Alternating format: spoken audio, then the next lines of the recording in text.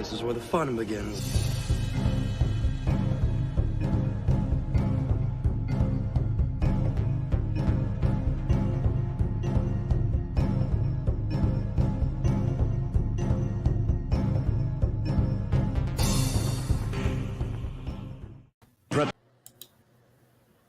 Prepare yourself for Star Wars, Shadows of the Empire. The evil Empire has struck back with a vengeance, and a new villain, the crime lord Shizor, schemes to replace Darth Vader as the Emperor's second-in-command. With Han Solo held frozen in carbonite by bounty hunter Boba Fett, it's the rebellion's darkest hour. Now, join Jedi warrior Luke Skywalker, hard-charging Chewbacca, and go undercover with heroic pilot Dash Rendar and his booming Outrider. But can Han Solo be freed and Shizor be stopped? Star Wars, Shadows of the Empire. Look for the authentic figures and vehicles from Kenner. Hello, everyone, and welcome to this edition of Talking EU. And I'm so pleased to have you guys in the chat with us. And I'm very honored to have Lance here. How you doing, Lance? I'm doing awesome. Awesome. That's great. What? I'm glad to be here. Thank you so much. Thank you for accepting this interview and this basically just nerding out on all Star Wars that anything that you love about Star Wars, all about you and Star Wars. Basically, this is what this is about, not me. And so I'm happy to have you here as well. And we do have chat coming in, people coming into chat. So we have Zacharat 315, hello. And then Holiday Special Boba Fett. Hi, everyone. And so we have a nice little audience here already. Jacob and the Ravenshist, dark greetings, all looking forward to hearing my boy Lance chat about EU with OG. Yes, I know this is such a fun live stream that I had to pause for a little bit because life happens, and I'm glad to have it back. Sama's here, and of course, it says, "Let's get it, boys!" Right? And Nisritic. Sorry if I mispronounced that with the theme. Nice Riddick. And then Boba Fett. Yeah. And then Casperius. Hello. ... Okay. I don't know what the ... is about. And then again, Soul Assassin. And how are you doing, our moderator? So, Lance, how are you doing today? I'm doing awesome. This is a great way to start the day. It is, right? It is. It's always fun to sit and chat about Star Wars. And usually my engagement with you is on Twitter. Sometimes it's because you're like, okay, I need to share some points about something. Yeah. I mean, Twitter, I see so many idiots on Twitter. It's just, Twitter, I mean, it looks like I'm serious on there, but that's kind of the irony of it. I'm really not that serious on it. Yeah. When I see stupid stuff, I like making fun of those people because they're pretty stupid. So yeah, if they're saying stupid, they're either being stupid or they just don't know. Mm-hmm. So many people are so ignorant on that website. It's just that app. It's ridiculous. Yeah. Okay, so he says, I thought this was a later stream. Whoa, no, this is a 9 a.m. my time, 11 a.m. Lance's time. For Talking EU, I try to schedule around the interviewer and my schedule. So it's not like, okay, we have to meet on this day, You know, I like to be more flexible when it comes to these interviews because then we have more time to really chat, talk, nerd out, and have fun. And that's what this is about. So if you can't make it or you only can be here for a certain amount of time, you can go catch the replay and leave comments in the chat below. So thank you guys for everyone for coming here. Please hit the like button and subscribe and share that we are live on Twitter, any social media platform that you belong to. That will be greatly appreciated. Yeah. So going back to Twitter, we do, you would think that people will be pretty smart about what they're going to talk about and do the research before, and we have a lot of things I think that we have in common is basically people, it's not canon. It never was canon kind of deal and that kind of talk. And I'm like, how many years now? And you're still doing this? Yeah. And so many of the other like Lucas hating Mara Jade. I'm not going to say he liked Mara Jade. I'm going to say we don't know. Lucas has never said anything about it. All we've had is Rinsler's quote and then Stackpole, which are very contrary to one another. So Yeah. We don't know. Lucas has never. The only thing Lucas has said is that if he were to have written the stories, he wouldn't have Luke get married. Mm-hmm. But that doesn't mean he hates Mara Jade. He just wouldn't have. He didn't even mention Mara Jade in that quote. So yeah, just he's never said anything about it. I mean, and people, well, Rensler knew Lucas. Okay, Stackpole knows Zahn. Who knows Lucas? Zahn created the character. Stackpole helped write the character. Right. He was good friend. He's good friends with Zahn. They're like best friends. Their works always crossed over. So it's just he didn't hate Mara. Yeah. We don't know if he hated Mara or not. That's what I'm saying. Yeah, and he approved her for marrying a Luke, which that's his character. So like that is a pivotal, like iconic character. If he absolutely did not want it, it would not have happened. Exactly. So this is how we're opening the show here. Ta-da! Yeah. Lucas hates Mara Jade. Yeah, Lucas hated Mara Jade. Oh, no, but seriously. So thank you for being here. So let's get into this. What Star Wars was your first movie? Was your first movie you watched? That's an interesting question because I don't remember. I've been told I would watch the movies with my sister when I was really young. She would be watching. I'd go into her room and I'd watch it with her. But the earliest movie I did remember seeing, I know this was not my first one, but I remember watching it. It's Return of the Jedi. Mm-hmm. That I remember watching that for the first time. I was like, I remember watching the end of it. I'm like, oh, his mask is gonna get removed. So I thought that was the coolest thing ever. So that was that's the first one I remember watching, but I know I've seen other. I know I watched the others beforehand. So man, I'm the only one on here now. That's weird. Yeah, you are. Hello. But I'd say it was Return of the Jedi. That's the first one I remember watching. But I know I've seen the others. I know I watched the others beforehand. So okay, right. Or at least seen clips of it beforehand. So I guess Return of the Jedi. That's my answer. Yeah, from what you recall, Return of the Jedi. Return of the Jedi. Yeah. Mine was I would say at home because we were going to see Empire Strikes Back in the drive-in theater. But we haven't seen the first one, Star Wars. So my grandma, my aunt popped in the VHS. Yeah, I'm sharing my age now. So we watched Star Wars so that we could be caught up. And then so it would be Star Wars, but like in the theater or a theater type setting, it would be Empire Strikes Back for me. So I mean, it's crazy how we lead what gets us into Star Wars and what movie was the first one. And it's usually not Star Wars. It's usually like one of the three. And so I think that's fascinating. So what is your favorite scene in Return of the Jedi? The duel at the end for sure. Okay. Well, I don't know.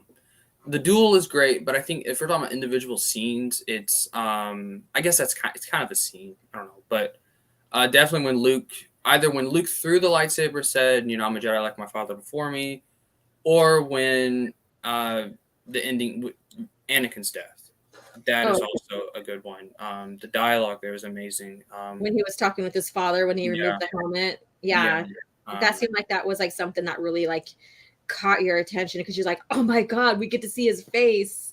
Yeah. What did you think when that moment happened? What were your thoughts? Well, I don't remember what I thought originally, other than I was just amazed ever seeing his face. But nowadays, I would say it's very emotional. And it's not because we can see his face, but it's the dialogue Anakin tells Luke. You know, you were right about me. Tell your sister you were right. Stuff like that. Yeah. That's just amazing dialogue. One of the who wrote the screenplay? I forget who wrote it. Lawrence Kasdan and Lucas. I have the poster here, so I'm looking. I know you're looking up. You're like, what's going on? I'm just watching you. I have the screenplay novel.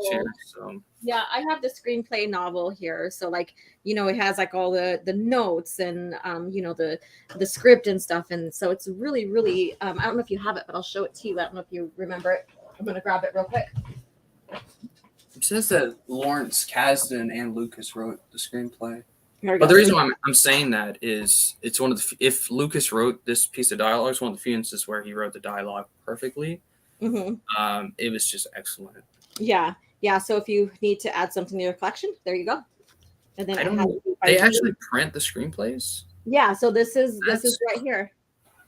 Oh, that's cool. I didn't know that. I didn't know Yeah. that at all. Yeah, and then it has like it does have the screenplay. It has the notes to it, so like what they were doing and like what they changed versus what they kept and stuff like that. So Hmm. something to add to your collection there, so that you can get behind the scenes and basically like, okay, I see what they were doing here. You know, it's always good to, get into like behind the scenes, the making of, and all of that, just to, further your knowledge on the movie side of things. Yeah. Yep. So, what was your favorite trilogy out of the two? Which one is Original. I the mean, it original? used to be. I don't know. I feel like the original trilogy are. I don't know. I mean, I love the story of the prequels. I want to make that clear. Mhm. I love the Yeah. prequels.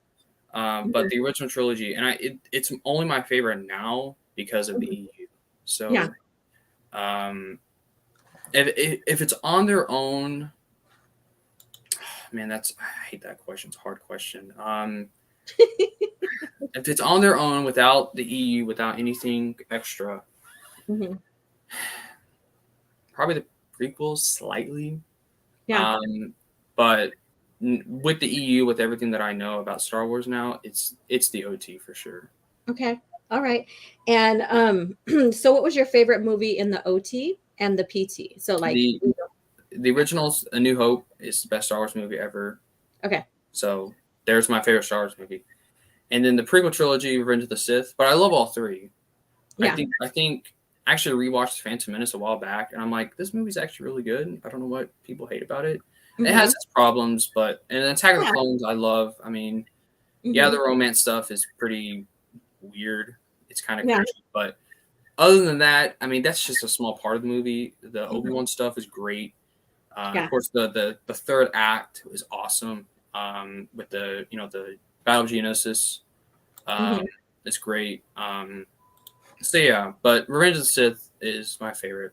Is Yeah. everybody's favorite of that Yeah. trilogy. It's the best one of the three for sure. So Yeah, I do have people that surprisingly, because Revenge of the Sith is my favorite in the PT. Um, but I do have people liked Attack of the Clones, that's their favorite, and stuff. And it's very interesting to like sit down and talk to them why. And sometimes you get a bigger perspective of like, okay, maybe I didn't see it that way, or I see your point, or whatever.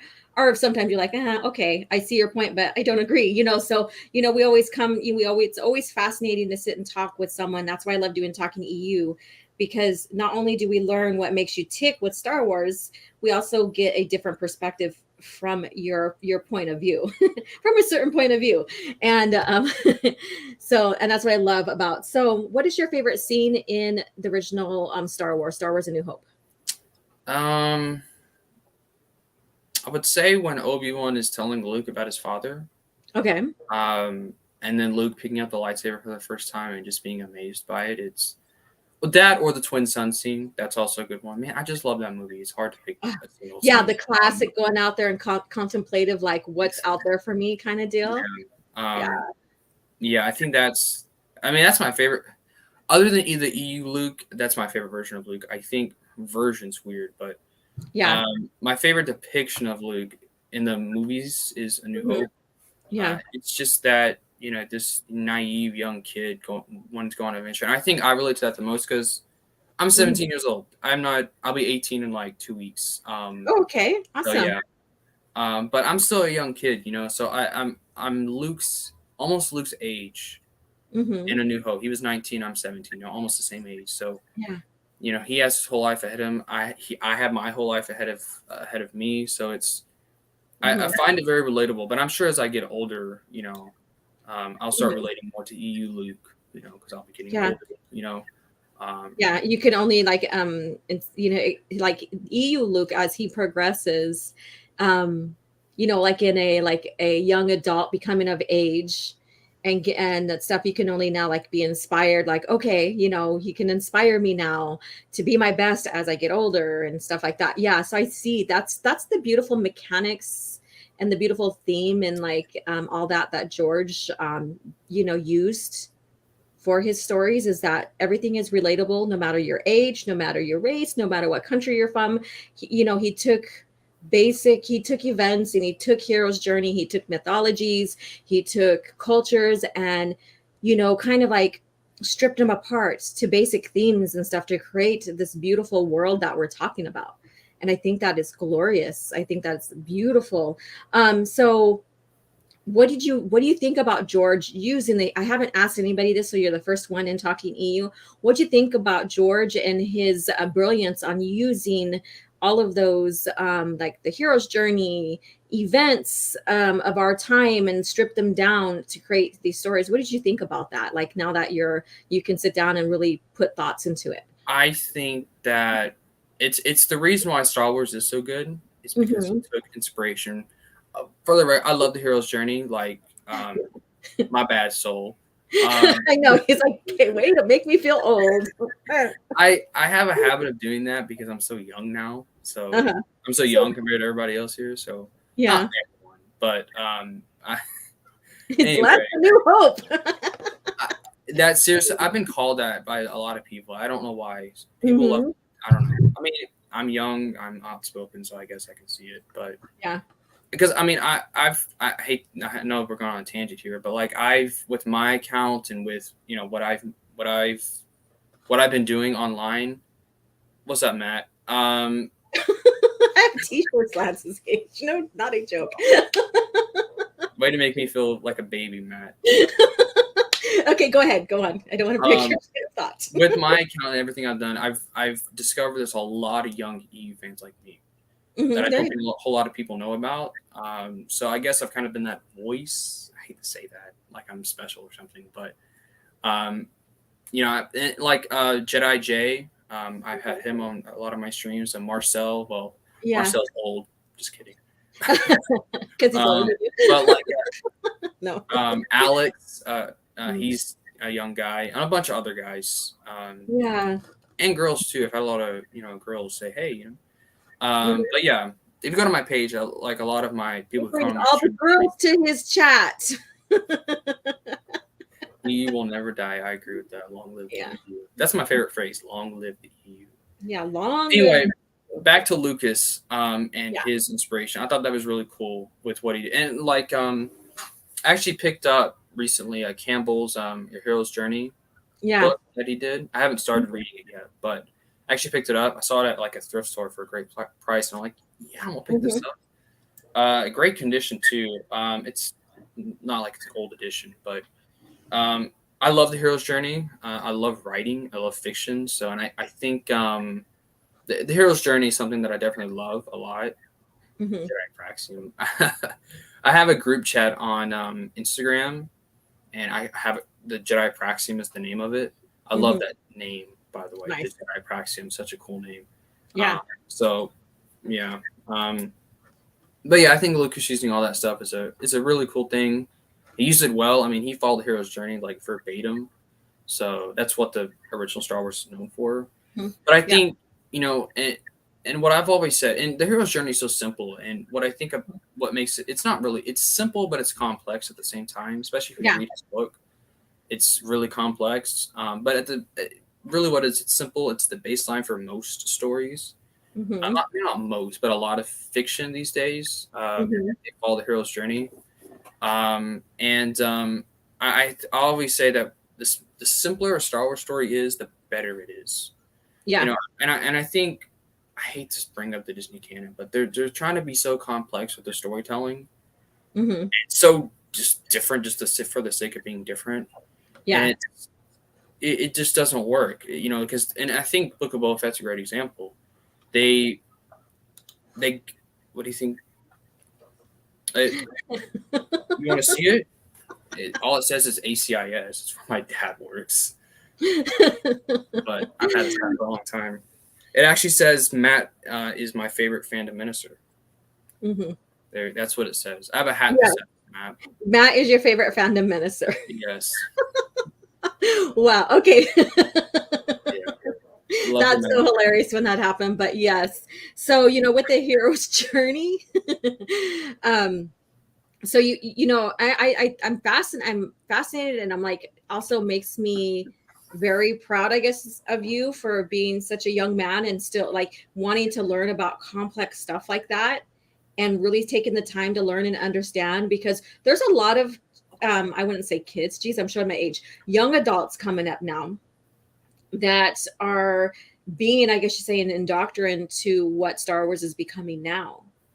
And then so they don't do their research, they don't sit down and study to really find out like the history of Star Wars, its evolution under George, then the buyout, and you know, the EU and stuff. They just see things and they say stuff thinking it's factual, like, you know, the anti-EU crap that we hear, and then they think that that's all they need to know, you know. So I have deep respect for those who are coming in as new fans, or even young adults coming up that probably were introduced through the PT or however they were, and seeing the bigger picture of it all, and seeing how it evolves, and getting into the EU, making their opinions, like educated, very educated, mature decisions about things. So yeah. And you know, so yeah, I would say, like, for your generation, and geez, I can't believe I'm talking generations now, for your generation, that you are basically, I would say, like one of the leaders or one of the influencers when it comes to like keeping the EU in front of people. Yep. And you know, I've been told by many people, and that I've kind of given them, either I've allowed them to love the EU more, or I'm showing them the EU for the first time. You know, I've been asked many times, you know, what should I read first? Yeah. I always recommend Zahn's trilogy, like everybody else, because that's what got me into it. Yeah. But there's plenty of stuff you can start with. Shadows of the Empire, read that recently. That'd be a great start. Yeah. So but what I've been told by most people is that they were already EU fans, but I allowed them to become more vocal about it. Because I guess they see, oh, you know, you see this young dumb kid who, you know, doesn't, you know, he's new to all this, but he's being so vocal about this, you know, because you've seen my Twitter, you know, and a lot of you've seen my Instagram. You guys know I'm very vocal about it, about how I feel when it comes to Star Wars. Yeah. Matt, you have a wife, dude. No, he's talking about, like, yeah. You're like, by the way, Matt, no. Yeah, just in case you forgot, Matt, you have a wife and kids. Yeah. So let's go ahead. And so with the PT, what is your favorite movie? We already said it. So Revenge, right? Yeah. And what is your favorite moment in that? I know it'd probably be hard to talk or tell. There's a lot of great moments. I would say Palpatine and Anakin during the opera scene, or they're in the opera with Darth Plagueis the Wise. That was a great one. I just think that's so good because if you're watching that movie like for the first time, I know everyone, like, they already knew who this guy was. Everybody knew who that was. It was the Emperor, right? Yeah. And you're seeing how he slowly is manipulating Anakin. It's just so, and Anakin is just completely oblivious to it. He has no idea. Yes. There's just some dramatic irony there that's hilarious. It's not hilarious, but it's scary, actually. Yeah, it's polarizing. Yeah. And then you see later on, I think my favorite scene in the whole movie, though, is after the duel between Anakin and Obi-Wan, their final words, or at least Obi-Wan's final words to Anakin, until he gets A New Hope. That's great stuff. Another great example of just amazing dialogue from George. Yeah. You know, you're my brother, Anakin. You were the chosen one. Blah blah blah. You know, I don't have to get into it, but that's probably my favorite scene in the movie. So it used to be my favorite scene in Star Wars, but I've kind of reevaluated that since then. It's still one of my favorites, obviously, but yeah, that's just great scene. And I also love the this isn't really a scene. It's actually kind of two scenes that are parallel from one another. But Anakin turning into Vader and then Padme's funeral, the way that is kind of shown side by side almost, and the contrast of it. It's not really a contrast, but Anakin and Padme are dead. Padme is literally dead. Anakin is dead, but Vader now has taken over. So it's more of that irony of it. They're both dying, essentially. One physically died. Anakin, from a certain point of view, died. So, yeah. So that's another good one. Yeah. It's like, you do see, because he's got Anakin's gone in a sense, and Vader is taking his first breath through the helmet, through the, through the device. And then we see her whisper her last words and she's gone. So she's like, through her last breath, she whispers her last words about Anakin still being good, like she sees good in him. So you see those two things, the birth and death of an old era and beginning a new era.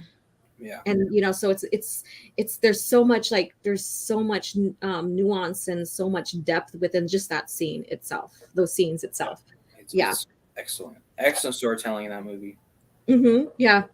So between the two, so like sometimes people have different like characters they like. So in the OT, would it be safe to say Luke is your favorite character?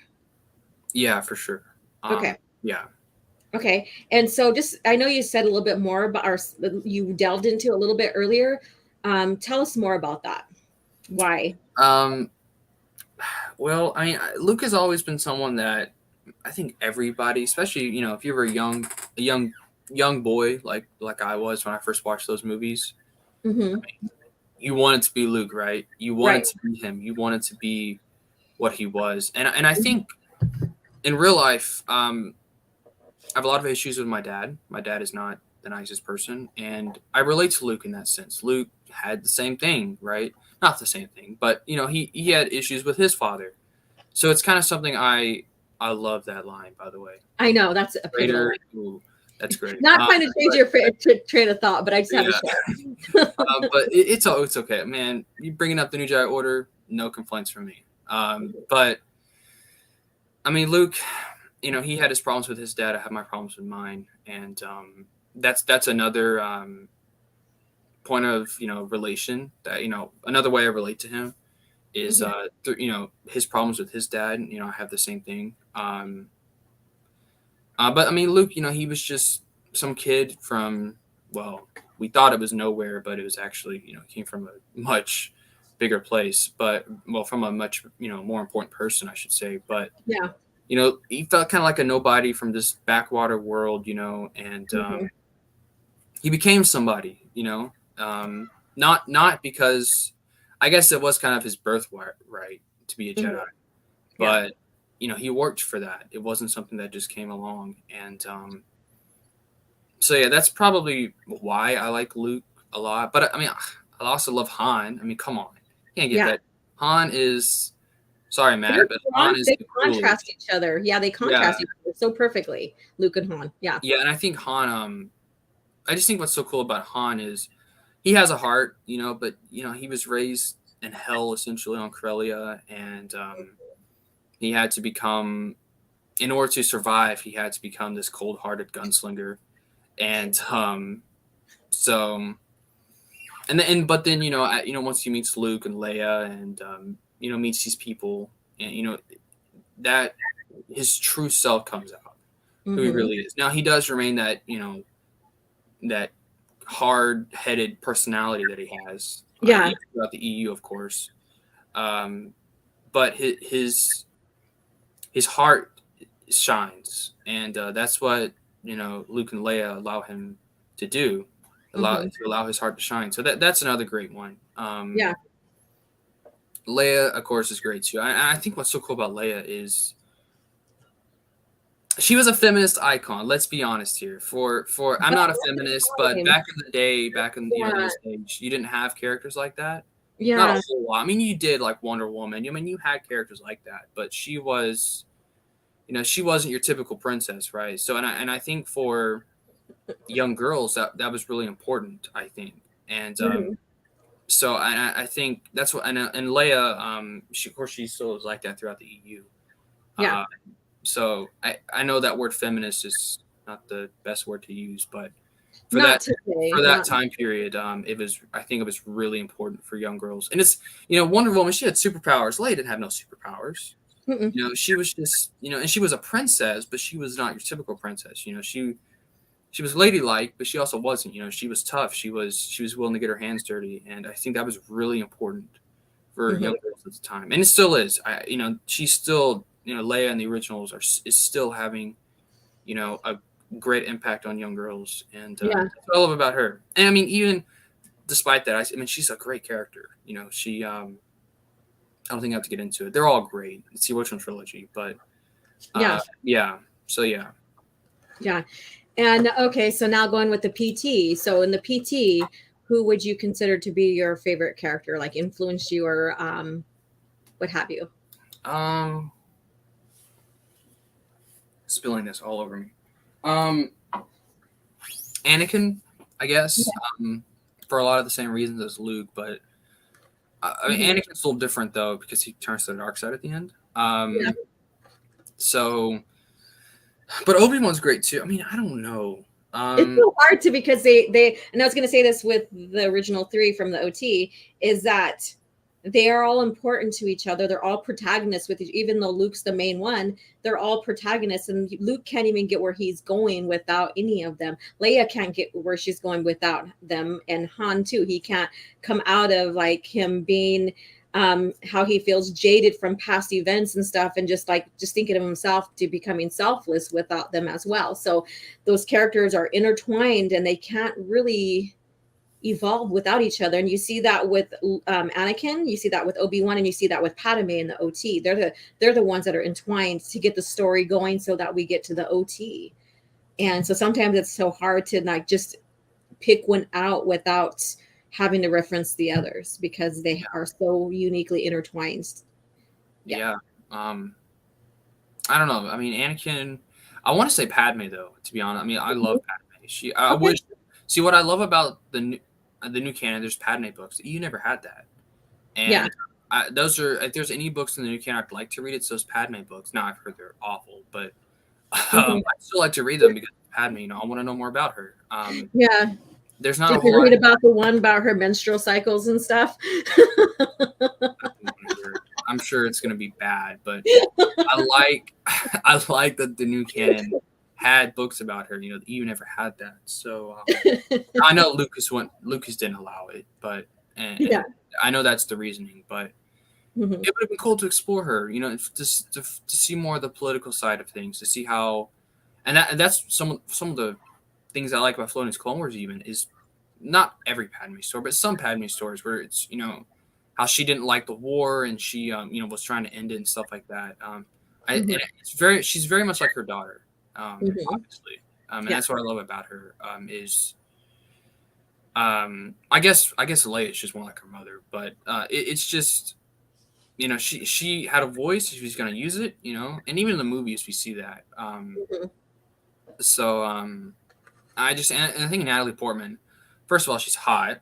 Let's be clear on that. She's very beautiful. But she's just a great actress. You know, she knows what she's doing, and she played that role very well. And I don't know if she ever got hate for that. I know Jake Lloyd did. I don't know if she got I'm sure she got hate, but not like massive hate. It was just more criticism, like, you know, her acting was bland or something like that. You know, so I would say more or less constructive criticism versus like Jake Lloyd getting bullied by his peers and stuff. You know, so kids can be so fucking hard on. And Jake Lloyd, God bless that boy. Seriously, he's not a boy now, but you know, God bless him, man. You know, he did. I thought he did excellent as that role. I don't give a crap what y'all say. He did exactly what he needed to. I agree. And I'm glad Mark came out a few years ago and said, you know, how they treated him was ridiculous. You know, and I mean, he didn't deserve that. And I mean, I know. Didn't he turn to like a life of crime after that? Basically. He you know, there was, you know, there's mental conditions that were not necessary. It wasn't from him being an actor. It was just something that, you know, like, I don't know what to say, he inherited. I don't know exactly. And then so because of that, because of his physical condition, like his mental health and stuff, and how he was treated by his peers, you know, he just spiraled into what he did. And you know, and stuff. And then after that, he went and got help and stuff. And then he spoke about it. You know, he's like, basically, it was the media and bullies from my school and stuff like that. And at the time, I couldn't handle it, and stuff. So it's just plainly shows like how young actors and actresses can, you know, can really how this can be detrimental to their mental health and stuff in a way, Yeah. without because of how society is, like how kids are and stuff like that, and they don't really have a childhood, you know. And not trying to go into the dynamics of that, you know, but you know, it's just heartbreaking. He did a great job. I was pleased with it. I'm like, he did exactly what George needed him to do. You He know, did it well. He did it did. very well. I mean, Yeah, if you watch behind the scenes, the making of, you know, and stuff, that it's like with Jake and all the others coming in for the interview, it was pretty interesting. It was a good watch.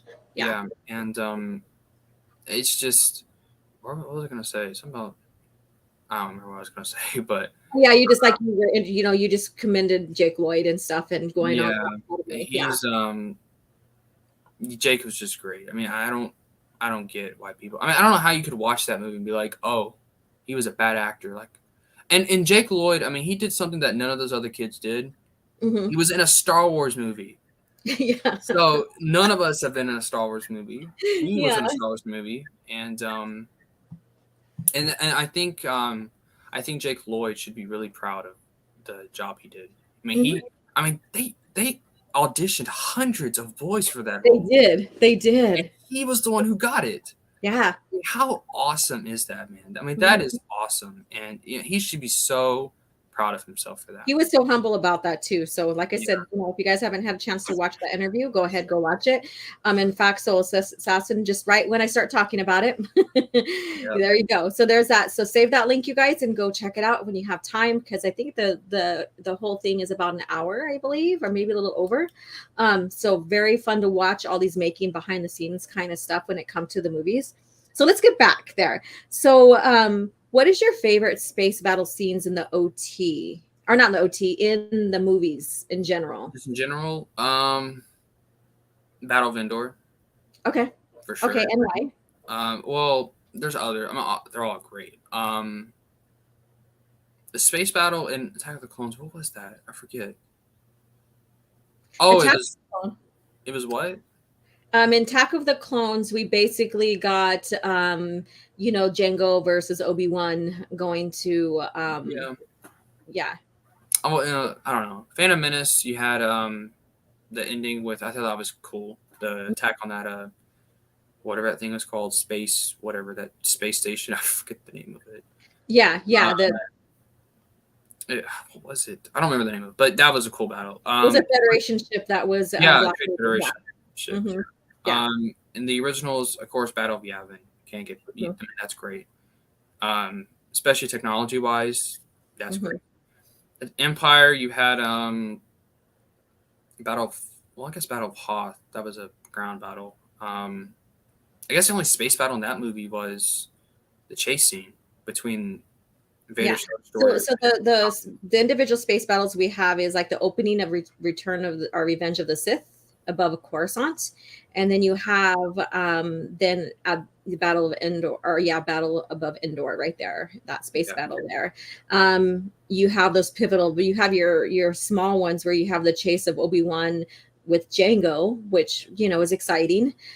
So there's not that many per se until you get into the EU, but you know, there's those two. So usually you know, mine, I like Revenge of the Sith's opening Coruscant battle. A lot of people love Return of the Jedi's Battle of Endor, because, you know, it's probably the first one we get to see how some people like the battle at Yavin. So I forgot to mention that one as well. So there's about 3-4 of them. You know, so I like to ask that question because there's not many to choose from. So, you know, it's easier to like, okay, it's this one and describe it, you know, or I know we're an EU fan base, but the battle of Scarif and Rogue One, that was awesome. I mean, anyone can deny that. I feel like you're going into Disney territory. How dare you?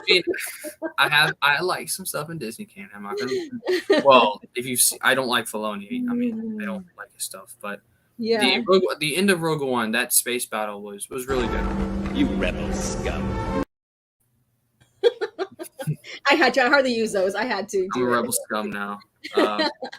Hey, the rebels won in the end. Yeah, I know. But yeah, I mean, I don't really think any of the other space battles in the other Disney movies are that Mhm. excited. I mean, they're fine, but they're like, I mean, they're not the best thing ever. But I think that Rogue space One battle, was good. yeah, I think that space battle in Rogue One, because they used a lot of unedited or a lot of footage from Yeah, Yavin, I think that's why people recognize it and like it. yeah, and Because I there's think a market I for think that. visually it's the best space battle. I don't think anybody can deny that because it's Mhm. modern special effects. You know, Yeah. I guess you could make a case for Revenge of the Sith, but Rogue One, I just think it was just so cool to see. It was almost like the Battle of Endor, just Mhm. with modern special effects, and I think that's what made it so cool. Yeah. It just seeing that on the big screen was just so awesome. Yeah. But I mean, I loved it. And Yeah. then yeah, I mean that's cool too because I didn't really recognize that till later on that they actually used clips of Red Squadron Mhm. in A New Hope or from A New Hope in Rogue One. Yeah. So that it was just such a good space battle. Yeah. Yeah. And I hope Andor. I mean I'm watching it. I'm sure. Are you watching it? Nope. It's not mine. It's not for me. No. Did you watch any of the, I mean I watch it because I want to watch it, but I Yeah. know a lot of people on my Instagram they want to know my thoughts and stuff. Plus I'm interested in it. I want to see what they're Yeah. gonna do with it. And like I tell people, I'm not like the person that will condone you and stuff. It's like Star Wars. I may not agree with you on points or whatever. That's okay, because there's even going to be probably situations like in the EU when we talk that, or if we got into a huge full conversation and just sat down and had coffee with each other or whatever, that there'll be some scenes like we may agree with and we may not agree with because we are individuals and stuff. I gave up on Disney Star Wars a long time ago because they're saying what I like is no longer needed or wanted, other than they cherry pick from it and stuff now. And so, and I'm happy where I'm at, and I'm happy where you feel you need to be and stuff like that. So Yeah. I will tease you about it though. It's like, like I'd rather do Dark Forces than Rogue One because Fair enough. Rogue I One agree. is like a cheap, um, remake of that. But yeah, so I made tease and stuff about that as well. So Yeah. Well, I don't mind it. Because yeah. I mean you see my Twitter posts. I don't like Filoni. I make fun of him all the time. But Yeah. I'm watching Andor because I feel like it could be really good. I mean, the first 3 episodes I thought were fine, but I Yeah. think it sets up an interesting. It could go into a good. It's going in a good direction. That's what I'll say. Mhm.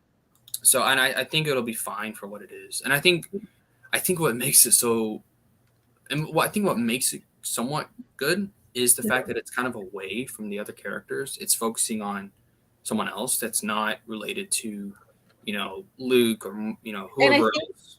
yeah, and I think that's what people are saying is like Disney decided to decanonize the EU so they can have a clean slate to make their own stories. So now, and then we're like, when are you going to make your own stories? I And know. finally, when they Trust me. do, yeah, finally, when they do, then some people perk up and say, "This is what we've been waiting for," because Yeah. we don't want you to remake EU and bastardize it. We want to see what you're going to come up with your own creativity. Yeah, and I think Andor is definitely something like that. Mhm. What I mean, I think the High Republic was that. To be honest, I Mhm. mean, the High Republic is one of the very few examples of Disney actually. Well, I can't even use that as an example because the EU did some stories there, but it's Yeah. it kind of is. But Yeah. I think it sets up a good premise. I think the show could be good at the end, but I don't know. It could just be boring throughout the whole thing. I don't know. Yeah. I Yeah. hope look, and I've said this before. I want the Disney canon to be good. I want it to rival the old EU. I want to be able to be like I can't choose one. Mhm. That's what I want. But the new canon, it's never going to be like that. It's just gotten too bad at this point. Yeah. But that's what I want the new canon to be. That's why I watch the stuff because I want it to be good.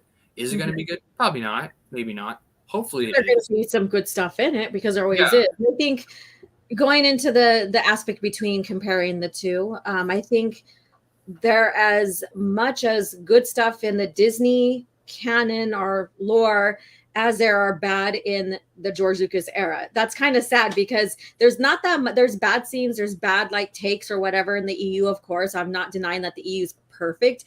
It was near perfect in keeping continuity and stuff and making sure that over time as it was developing that the stories made sense among each other. But when you have a company being brand new, cleaning the slates and making their lore, and majority of their stories is, you know, at best cringe, that's not saying too well about their approach of Star Wars. And that's just my opinion, but we're not going to be here to rant. This is not what it's about, ranting and comparing and stuff like that. So let's go ahead and get back into the classical Star Wars. We're starting to get into the EU questions and stuff now, and EU part, but I just want to ask this. What is your favorite lightsaber duel between the movies? Luke and Vader and Return of the Jedi. Okay. And so tell me more about that. Like, how did it make you feel? Why to you it was your favorite? I think what makes it so good is the emotion between Vader and Luke. You watch, and I think the music is excellent too, which they used the same music at the end of Jedi Outcast, which I thought was awesome.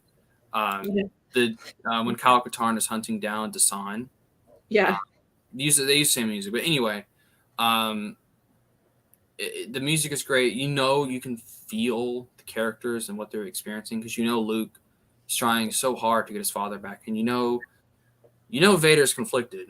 You know he is. So it's just that battle. But then you have the Emperor watching over it, and it's almost like a puppet master. You know, playing with his puppets. Yeah. But obviously doesn't go his way when Vader's like, when he gets redeemed, becomes Anakin again, kills the Emperor to save Luke, and it's just great. I mean, because he doesn't even. It's a lightsaber duel, obviously, but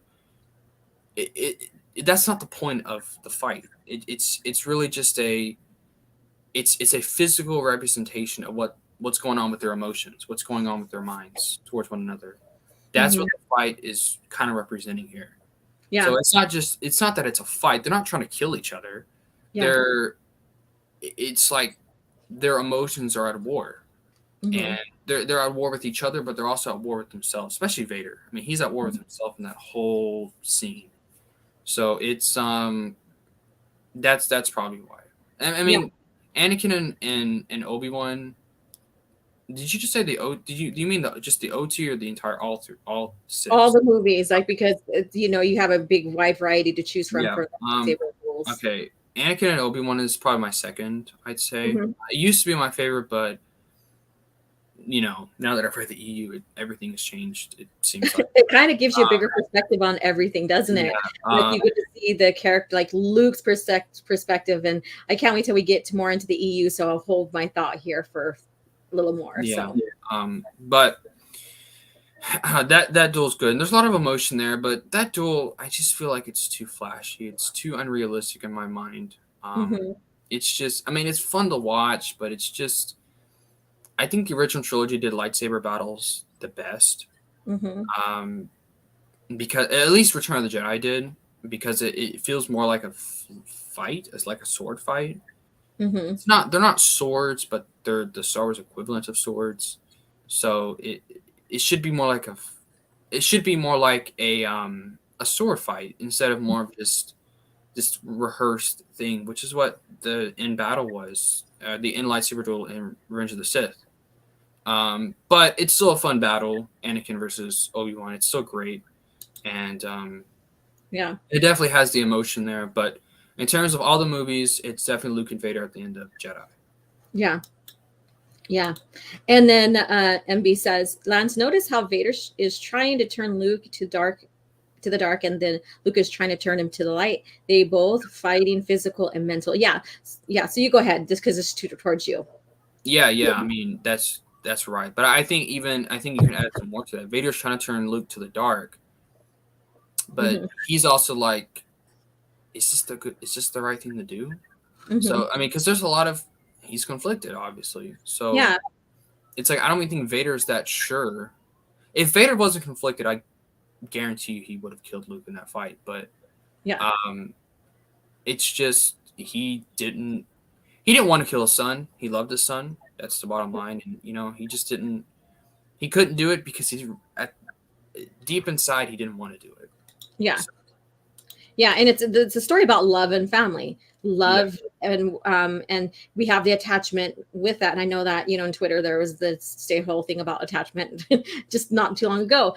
But with that, the attachment to love of possession was what turned Anakin, and then now we see the son is the redeeming quality of the love that he learned that he can let go of something, and stuff, even though he loves, or he wants to love and stuff.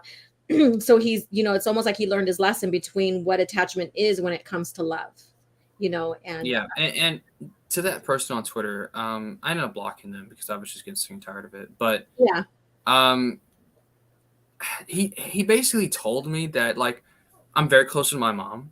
yeah, Very close to her. In my mind, she's the greatest woman on this planet. yeah, And he told me, you don't have an attachment to her. You just have a close relationship with her. I'm like, I'm pretty sure it's an attachment. And I think that there's healthy attachments. There can be healthy attachments that can be controlled. yeah. And because, I mean, basically he was trying to tell me that attachments can never be broken. Mm-hmm. I don't agree with that. I think if it's healthy, if it's controlled, you can break an attachment if you need to. Mm-hmm. And live, basically.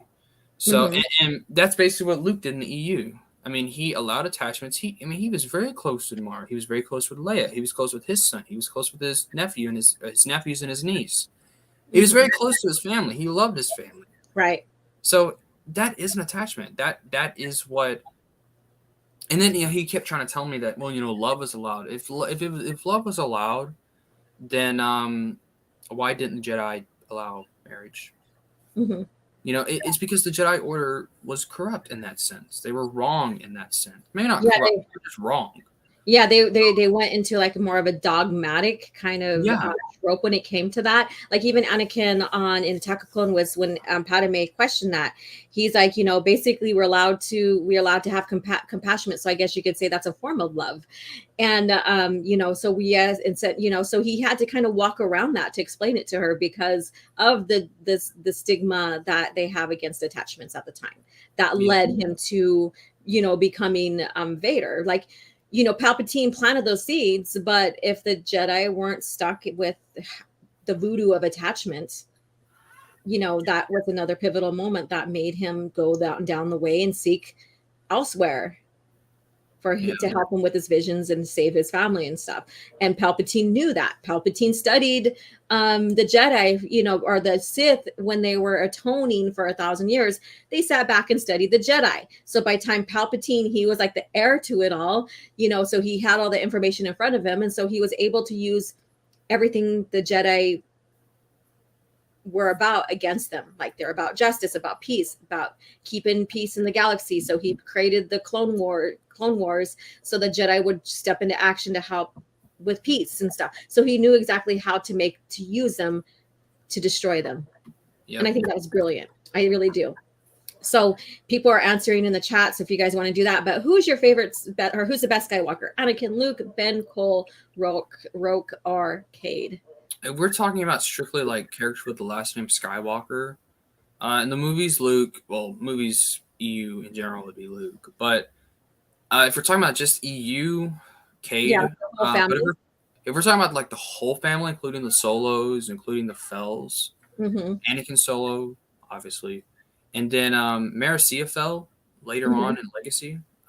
She was a descendant of Jaina. Yeah.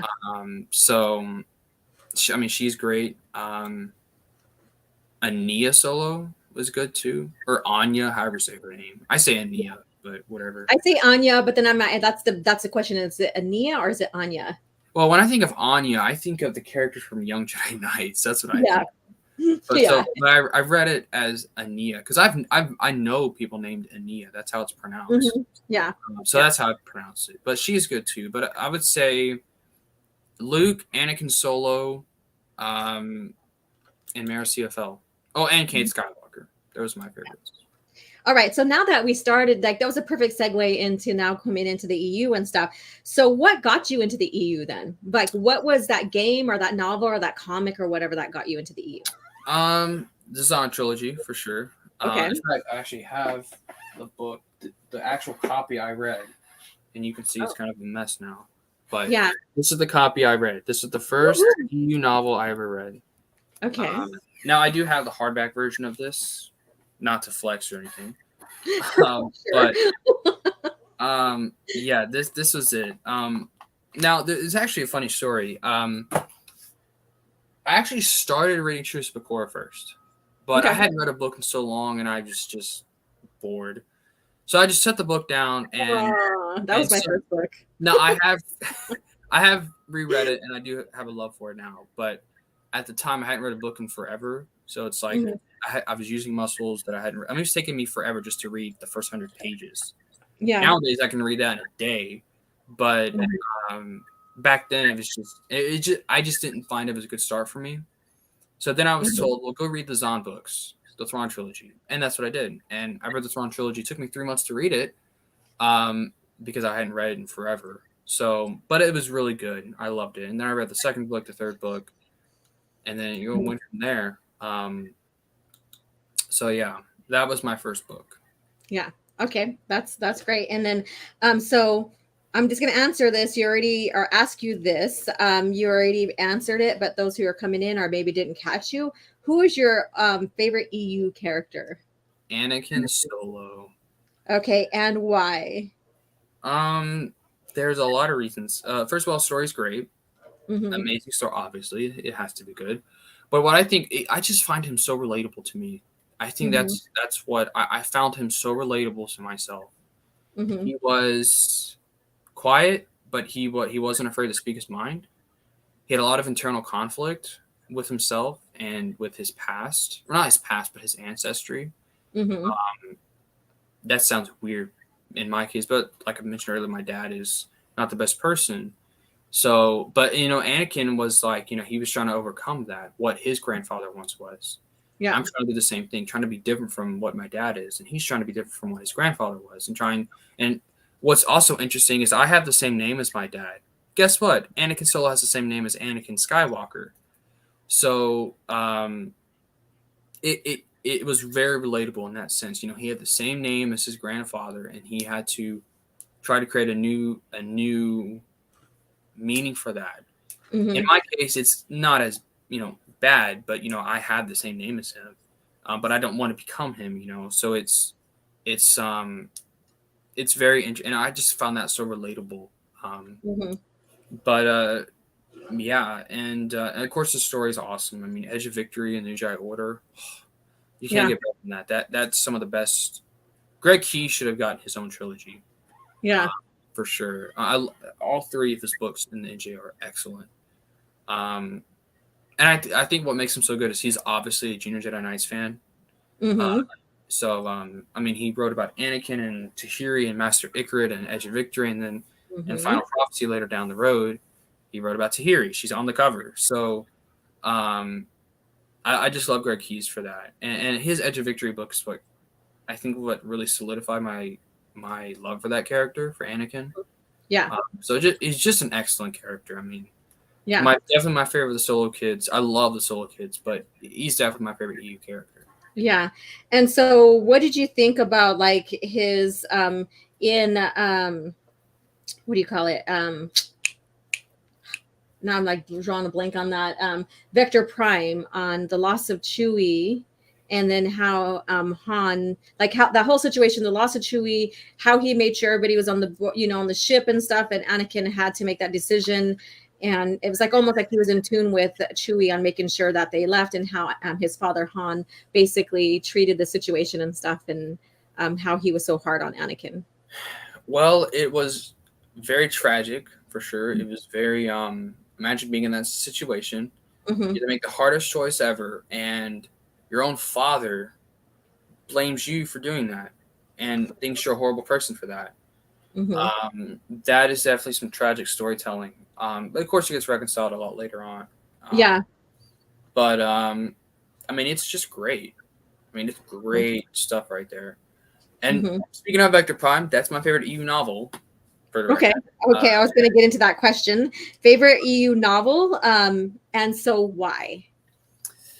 I read it in 3 days, which I Okay. used to read a book like that in a week. It takes me a week usually to read that, but it took me 3 days to read it. Could not put it down. It was just awesome. And I think one of my favorite parts of that book is I'm a big Kip Duron fan as well from Jedi Academy. And going into NJO, I thought Kip was just going to be mentioned here and there, didn't have much of a role. Boy, he was the first freaking Jedi to encounter the Vong. So oh my gosh. I mean, I loved what they did with him in that book.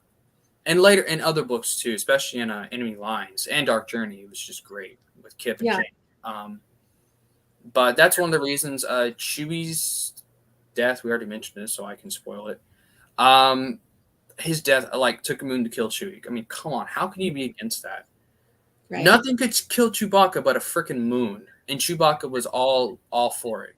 He had his arms raised, get me. He was not scared whatsoever. You talk about dying like a badass. There you go. There's your badass death right there. You can't get better than that. And I think what makes it even better is he saved Anakin and he saved Han. He fulfilled his life debt. Right. Han saved him from slavery. Chewie saved Han's son from death.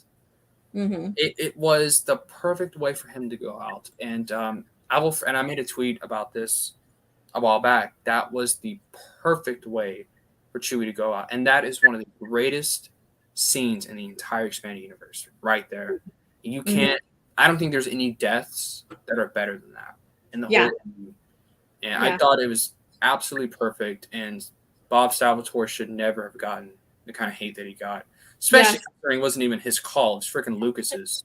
So, I was going to ask you what you felt about that. So go ahead, go on. It's ridiculous. I mean, people. This is another example of people not reading at the end of the Unifying Force. There's a round robin interview, and they talk about that, how Lucas was the one, and they talked about Luke as well, how Luke was chosen, and Lucas said absolutely not. Yeah. But and then and Randy Stradley said, "What about Chewbacca?" And of course that was Lucas said, and that's cool. They didn't really say that, but Lucas it was cool. Lucas even put Han on the chopping block, and they're like, "We can't do that either." Yeah. So, but Chewie, it wasn't his call. It wasn't Salvatore's call. And I actually talked to Salvatore about this on Twitter. I asked him, what were your initial thoughts about all that? And Salvatore said, I wouldn't have done the novel if they didn't allow me to decide how he dies. So Chewie getting hit by a moon and saving Han and Anakin, that was Salvatore. But the idea of Chewie dying, that was Stradley and Lucas. So, but Salvatore, he should not have gotten that kind of hate. It was absolutely ridiculous. And I think Matt has talked about how Sue Stoney probably saw that, and that's why she wanted him to write Attack of the Clones novelization. So good for him for doing that. Good for him. Yeah. He deserved it, and he should have gotten a lot more books than what he did. Yeah. I mean, I love his writing style. I just love the way he wrote that book. I love the way he characterized everyone. It was just awesome. I mean, it was one of those books you just couldn't put down. A lot of good humor in it, though. With I'm sure you know what scene I'm talking about. Gosh, what was it? Derillian? I don't remember the planet name. Lando's Folly. When they were Folly, yes. And Han and Chewie were in, what was it? A TIE bomber, TIE interceptor? TIE interceptor. Yeah, they were there screaming their asses off. So that was funny. But it was just great. I mean, everyone was in it. Lando was in it. I know that gave Matt an orgasm. Very inappropriate joke, but it's okay. I mean, Lando was great in that too. I mean, I really enjoyed and it let it helped kind of make Han realize that decisions had to be made, even though that people had to put their lives in line, because Anakin disappears. Like he basically makes a hyperspace hyper jump, and which is very, very dangerous, very, very dangerous, because you don't know if you're going to live, from it, because of the Vong coming and attacking and stuff. And so they have to go search for him and stuff like that. But then after that, they go to the planet to retrieve Jason, and to that ice planet. What planet was that? I don't remember. Hellscope 4. Hellscope Yeah. 4. I think that's the name of it. And then, so they're trying to get Jason out. Luke is there. Everybody gets out, but Luke is still within the premise of the planet. And it just, explodes from what they do to it. And then, it puts Han in that situation again of like, making decisions, because he wanted to turn back, which Anakin wanted to turn back, but he knew if he didn't, or if he did, it would compromise everybody. So put Han in the same situation.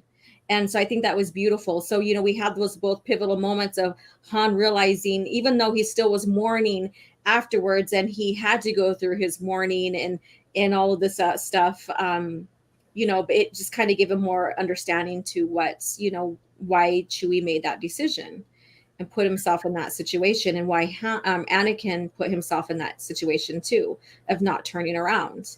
And so I love that callback there of that lesson, even though, Han still had to go through his mourning and his grief the way he did.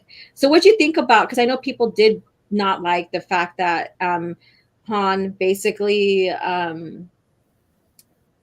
went out and had to just kind of turn his back on society for his grief and stuff and his family. So what did you think about that arc? Well, I think if we all had a best friend for 30 odd years, we would do the same thing, and they just die like that. We kind of all would do the same thing. He was upset. He was mourning. He needed time to himself to mourn and to mourn Chewie, to mourn his loss, and to accept it. And she has said worse. Yeah, I do. I'm sometimes not filtered whatsoever, but yeah. But I mean, it's just I don't know why people would be against that. It's like, duh, he would have kind of done it. You think he's gonna fight in the war head on and just not care? No, he's gonna need time to himself so we can reconcile, so we can mourn. So I mean, do people complain about that? Have people actually complained about that? Yes, I've gotten people like from my own tweets talk shit about that. Oh, well, they don't know Han's character back then, trying to, raise up the Disney stuff, and how that goes. They put down the EU to raise that up and stuff. And I'm like, if you understand the relationship between the two, and how, Han basically rescued Chewie from slavery and stuff, and their dynamics, and how it was just them two for a very, very long time, and they relied on each other. That's like a brotherly love right there. And people were like, they don't know Han's character because they make him turn his back on his family and blah, blah, blah, blah, when he loses Chewie. And I'm like, it makes sense. Even to Leia, she's like, I love you. Go do what you need to do, even though it caused her heartache. Yeah. And, and stuff. And it made the characters more compelling and relatable, I guess, especially when people say that Disney's making these characters more human. That's how much more human can Han be. Yeah. In that situation. I think if Han just kind of ignored it and just went on with life, you haters would complain about that too. Yeah. Now they'd be right to complain about that, but it's like, pick a side. They're telling on me right now in the chat. It's okay. You can catch on my streams. I cuss like a sailor, especially on Twitter. Like a sailor. Yeah. This is more, I wouldn't say formal, but yeah, there's not, I probably will slip a few things here and there. So, with that, let's go ahead. What was your first game, if you played games, Star Wars first game? Gosh, that's a good one. What was my first? I mean, I've played a lot. Maybe not a whole lot, but I've played some. Yeah. First EU game, I'd say it's Knights of the Old Republic. Okay. First one I played. By the way, my favorite Star Wars game. Okay. Favorite game in general. Good consensus or something to say, because on average, I've never hardly heard any complaints about that whatsoever. That's a huge fan favorite. If it gets anybody into the EU, post our pre-PT era, that's the game. Yeah, That's Kodor it. is excellent. Hmm. I remember I was addicted to that game when I was playing it for the first time. I could not stop playing it. I Yeah. just wanted to know what was going to happen next. It was Mhm. just awesome. See, and I think I started it. I started playing it. I got to Terrace, I think, when I like actually first played it. Took a few months off because I just wasn't. I didn't like the combat at first, but Mhm. once you get used to the combat and how it works, then you can start really loving the story and Mhm. progressing in it. So once I got off Terrace and we started, got to Dantooine. By the way, Dantooine, the music, oh my gosh, Mhm. that's god Yeah. tier music, awesome music. I sometimes I'll listen to that when I'm reading EU books. I just love that music, the Dantooine Outback music. It's great. Um, but and then once you get to the star maps and you start learning more about Revan, and then of course you have that awesome reveal at the end with I'm not going to spoil it. Um, with Revan, the Revan reveal, I'll just say that was awesome. I mean, oh my Mhm. gosh, how cool, how that is the EU's "I Am Your Father." Mhm. For sure. I Yeah. mean, it's I'm not going to say it's as iconic as that, but Yeah. I'm going to say it's just shocking. Mhm. If you're playing it for the first time. Now, unfortunately, I was spoiled on that before I first experienced it, so I couldn't experience it without being spoiled. But whatever, it's still so. Even the more I think about it now, it's still so surreal that we were playing as that guy, Mhm. the whole time. So and you had no idea. So Mhm. orange hot wheels. Oh, we all know Reverend was spoiled away. I've been spoiled too many times, so I'm just not gonna spoil. Maybe someone watches this afterwards and they haven't played it, so I'm not gonna spoil it. But yeah, but that reveal was just great. Yeah. Awesome. And then, so what was your like favorite, or what was your first comic ever? Not favorite, but first comic. Whew. First EU comic. Now that's a hard one. There's so many. Well, I remember novel. I don't know. Is it? Or what you could recall in your mind, at least. Like, See, that's the thing. I can't. I mean, I recall reading I haven't read many comics. I'm actually starting to read more of them now. Uh, hmm but Dark Empire, I guess. Dark Empire or Invasion. I don't remember which one I read first, but hmm it probably those two: Dark Empire or Invasion. Um, Okay. that one of those two. hmm Uh, actually, that's a lie. Tales of the Jedi was my first. That's a lie. Tales of the Jedi was my first. I remember now. It was Okay. So do you think that you read that because of the game? Like, you think I want to see what happens beforehand? well, I actually read the comics first. Okay. Oh, okay. So Okay. wait, was it Tales? I think it was Dawn of the Jedi. Actually, now I don't even remember. I don't care. It was one of those four. I think it was Dawn of the Jedi. Now that I'm thinking about it, I think it was Dawn of the Jedi. Actually, And but Soul Assassin says, bruh, read the Old Republic and Legacy I'm comics. actually reading through Legacy. That's one of the comics I've been reading through. Yeah. I love Legacy Legacy. is I so love amazing. Legacy. It's great. Jan Darcima, man, I love her art. Oh yeah, yeah. John I was Ostrander's, they actually make a good team. They make a good team because they are together in the Republic as well. They yeah. make I mean, I have I showed these before we started streaming. I have a few of these, hmm which has Republic and a couple other comics in here too. Yeah. But oh my gosh, the art in this is gorgeous. God, yeah. It's like, We're like finding even it. reviewing those on my channel and stuff for a coffee chat at one point when we got to Jan and John's story and art. Oh my God. It's like top tier, I guess you can say. Look at Yeah. that.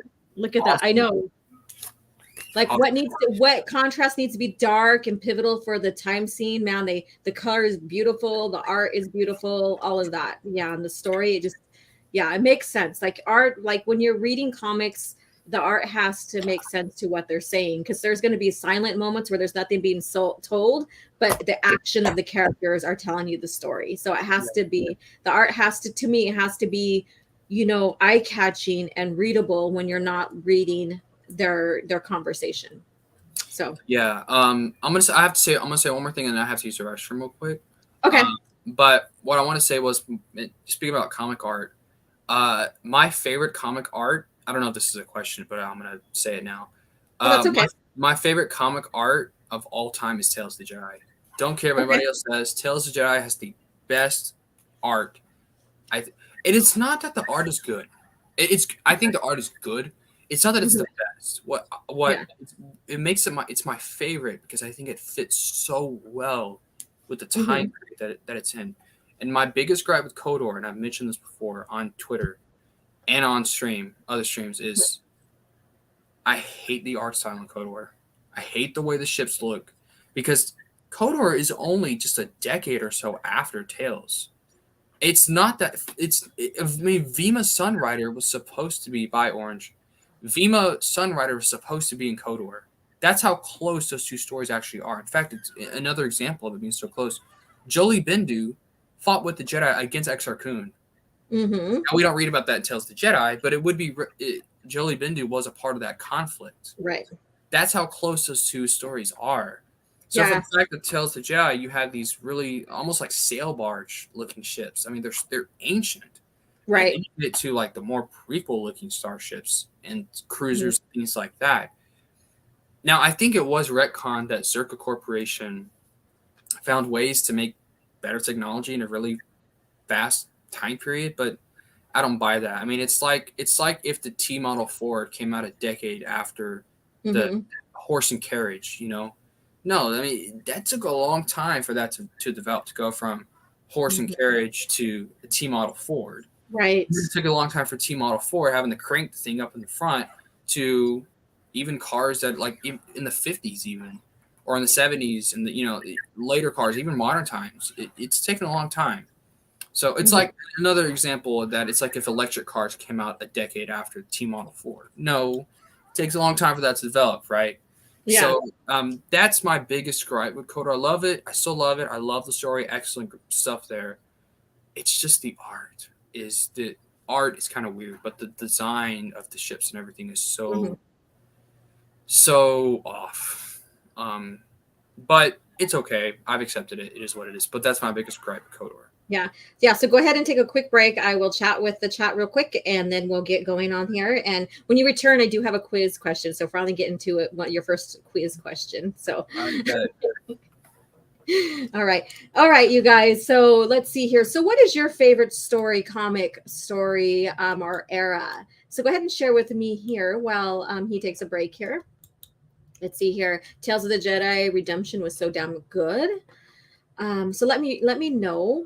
And then yeah, he does have, I think he does have Dark Empire, I think. But with that's the thing. Like the you can notice the difference in art styles when you art styles with the artists that come in and do these comics. Some can't get perspective very well. Some basically have their own art style that some people may not like and catch on to what they're doing with it. And Dark Empire is one of them. And I can't wait to begin the series. And I announced this on Spacing last night. So late fall or early winter, I'm going to start a new series. And I haven't decided if it's going to be pre-recorded or if it's going to be live. But I'm going to review Star Wars art, whether it's from the comics, whether it's from the movies, concept art, and maybe some fan art, novel art, so novel covers as well.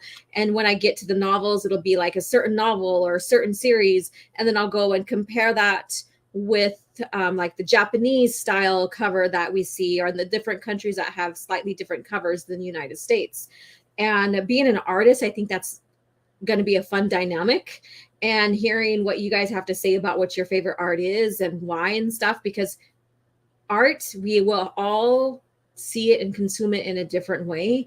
Something that I might catch and point out, maybe you may not agree with and stuff. So that's something that's coming up with my show. Hello, is reviewing art in Star Wars as another program on my channel. Whether it's going to be live or pre-recorded, I haven't decided. So yeah.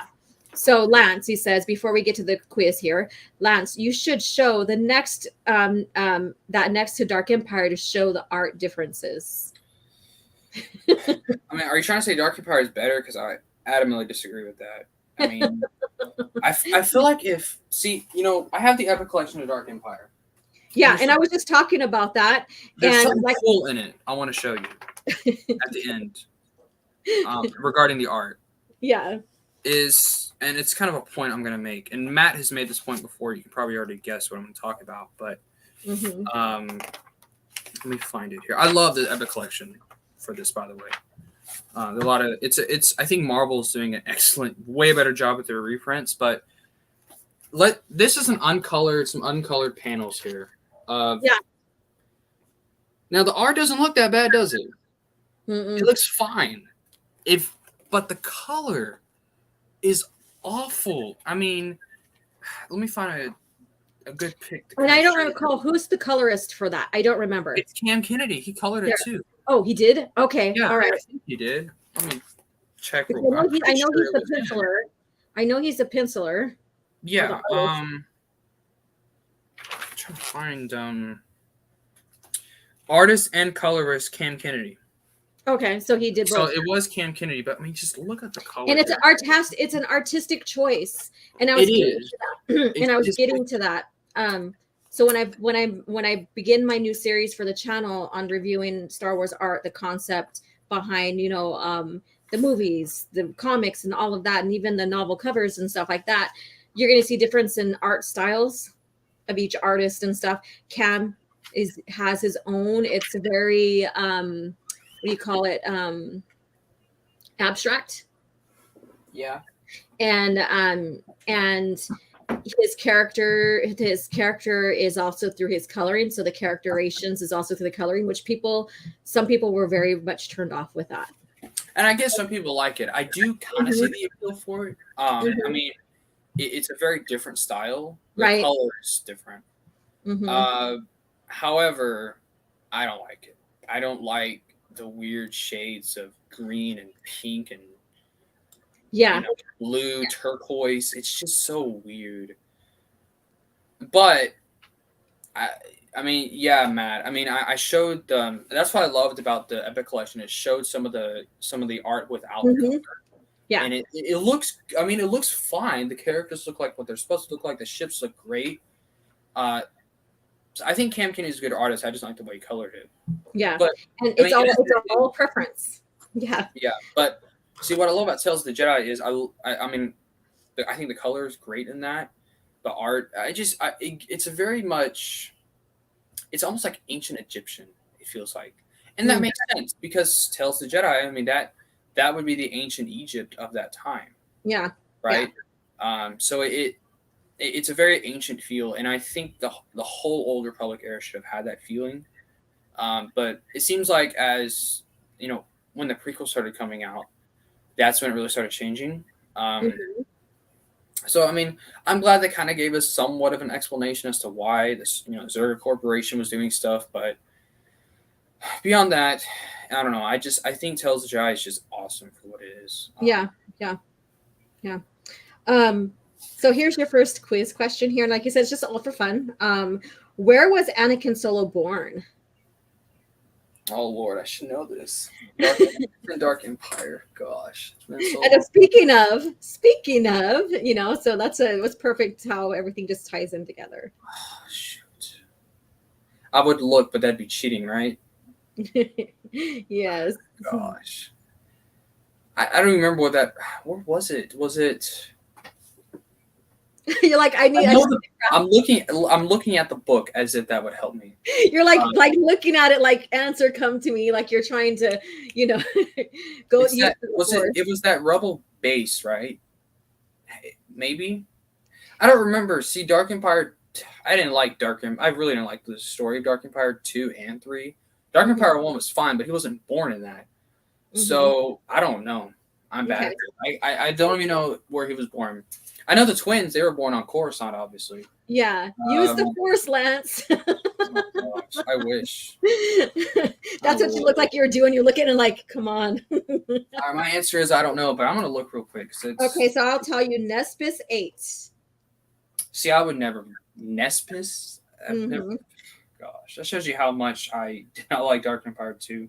And it's your favorite character, so it's like you would, you know. I probably should know, but it's kind of a unique name, Nespis 8.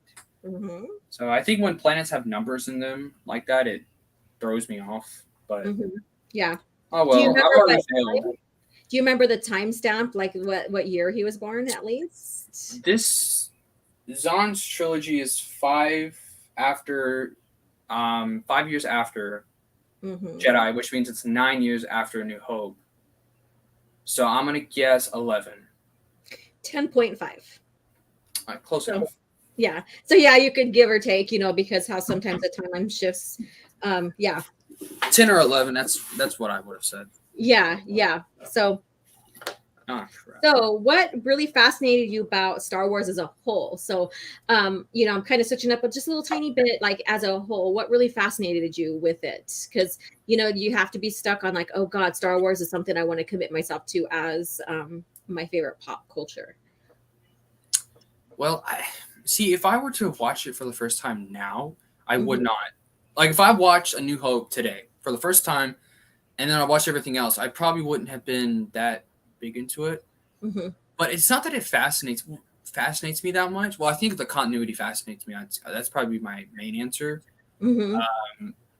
However, I grew up with Star Wars. I've been watching it since I was a little kid. I grew up with it, so that's kind of the big reason why it stuck with me. Is I grew up with it, and since I grew up with it, it's going to stick, right?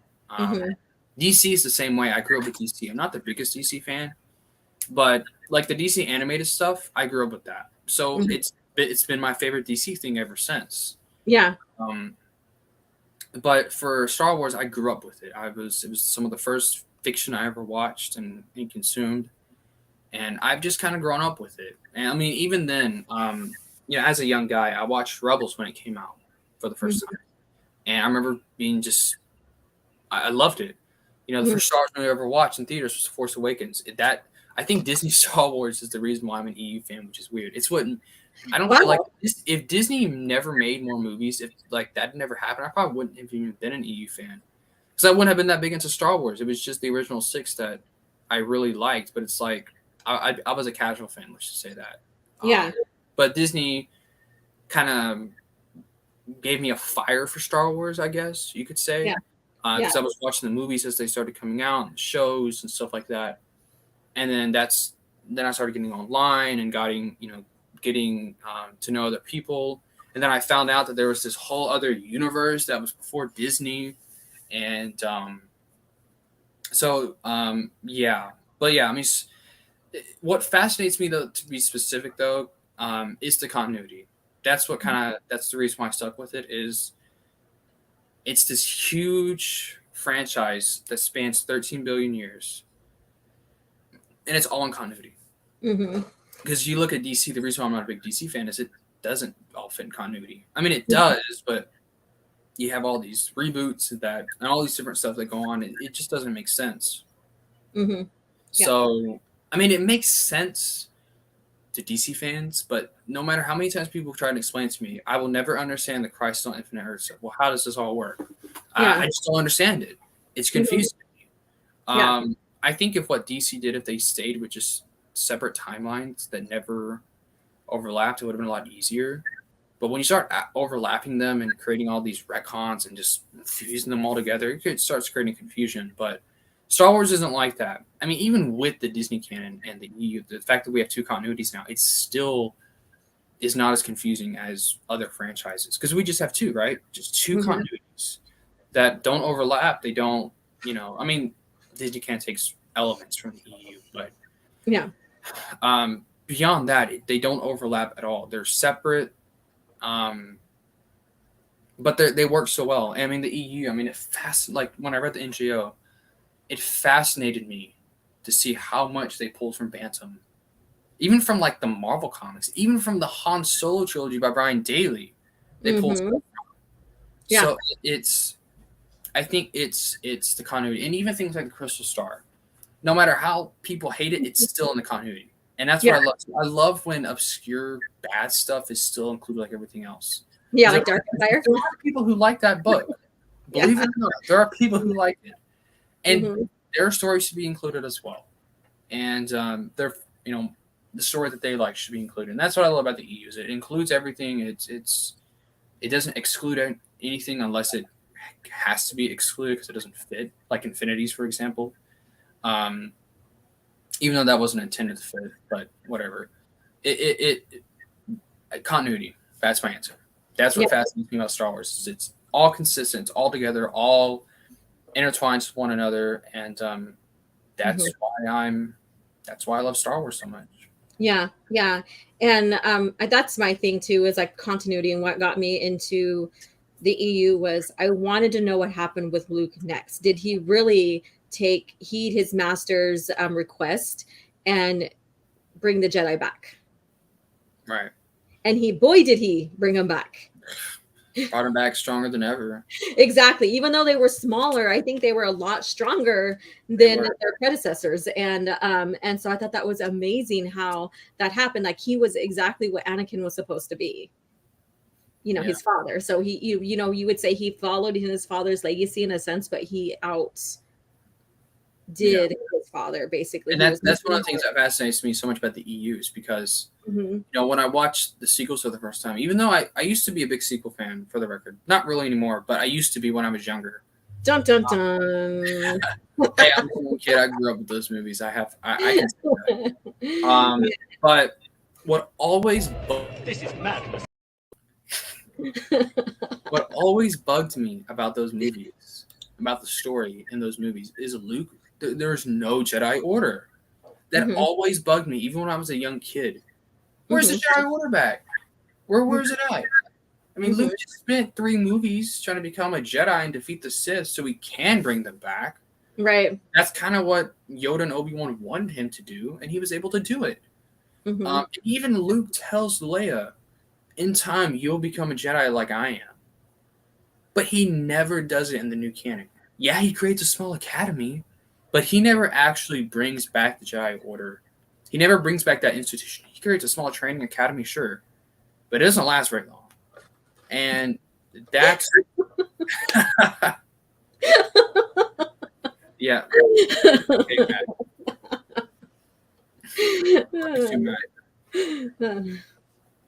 Anyway, that's what always bugged me about the sequels and that's still my biggest gripe with it, is he never brings back the Jedi Order. He never does it. Right. Now Rey will. Now I would have been fine if Rey became his successor. Like let's say they were like kind of like Legacy, right, where the Jedi were just split apart. They weren't really united, but they were still there. They were still around. They just weren't on one planet. They were spread apart. They were split. And if they kind of did that in the sequels, that would have been cool. And if Rey kind of became Luke's successor, I would have been fine with that. But the idea of Luke never creating a Jedi Order and some other guy doing it, or girl in this case, I don't like. I don't like that. It could have been anybody else. I still would have been, because people are saying, well, you're just sexist. It has nothing to do with that. It's not because it's Rey doing it. It's because it's not Luke. That's my issue. Yeah. So, there's someone on Twitter. His name is Jay Core. I don't know if you've talked with him. I think I'm familiar. Yeah. Yeah. His gripe is they basically scrapped Luke's arc and just gave it all to Rey, and that's kind of what they did. Yeah. I think we all seen that. Yeah. Because she's like, all of a sudden she's given the name. All of a sudden she has the Falcon. All of a sudden Chewie's her chauffeur. All of a sudden this, and there was no. They tried to give her struggle, but there was no struggle. She was like, "Oh, this happened to me. Okay, move along," kind of deal. And so I think that was one of the things that Disney didn't quite get the focus of what George wanted, because you could still put Luke in exile, because that happened. You could still put him in sabbatical, because that was happening after Crucible. He's like, I'm going off because I need to figure out more about the Force and how to, figure out what happened with a father and Mortis and stuff like that, because they had people looking for the dagger, he sent that. Then he was like, the order is strong enough for me not to be around as much, and stuff like that. So they were setting up the big 3. And that's Jaina, Jag, and Ben Skywalker. They were setting them up to be the next big 3. And so I thought that was a beautiful arc with that, and putting Luke basically in a type of exile where he's going off on his own. And that kind of goes in tandem with George Lucas's so-called scripts, or not scripts, but story treatments. because Luke was going off and trying to figure out more about the Force and how, and stuff like that. And there was a hint of, the female protagonist, and, treatments are not exactly what the story is. They're just ideas. And I think that, and maybe it's because I'm a hopeful, I think that would have happened after Crucible. I think if George kept the company and his story group was very strong, his story group, to help him keep continuity, I think that's where they would have veered, is around that timeline. What I always, with his sequel treatments, for years, he was very consistent. Right? He said, this is the last one. There's not going to be any more. He was very consistent with that. Right. But all of a sudden, when Disney buys Star Wars, he had treatments. He was going to make more movies. No, that's not how it went. I don't think that's how it went. I think Lucas created treatments for Disney's use. Yeah. Not for his own use, not for him to go off and make the movies, but for Disney's use. That's what I think happened, was he created treatments for Disney's. Now, of course, they didn't use those treatments. I guess they got some ideas from it, but they didn't use them at all. In fact, Lucas even said how insulted he was that they didn't do it. At least Bob Iger admitted that. So it's just, I mean, he was never going to make any more movies. And people always tell me that. They're like, well, the EU was going to decanonize because he didn't make more movies. Okay, that didn't happen, though. So how are you going to use that as an argument? Right. It happened. It never happened. No. And the fact that they say that, they would have been decanonized anywhere, well, proves it was canon. But the fact that he never made any movies means that he never decanonized them. And maybe that's true. Maybe if his movies came out and if they overrode the EU, that probably would have happened. But you know what else would have happened as well? Lucas would have allowed the EU to continue. As an alternate timeline, he would have done that. Disney never did that. Yeah. So there's a difference. And I think, too, that part of me thinks, too, he would have been very cautious about, decanonizing post Return of the Jedi, because there were so many fans that grew up with that and stuff. But the interview with James Cameron that he had, George basically, again, and this was 2018, stated there was no sequel. There was only the wills. That was his focus, was the wills. And I think if you look, he's very inconsistent throughout the time of his statements. We all know that.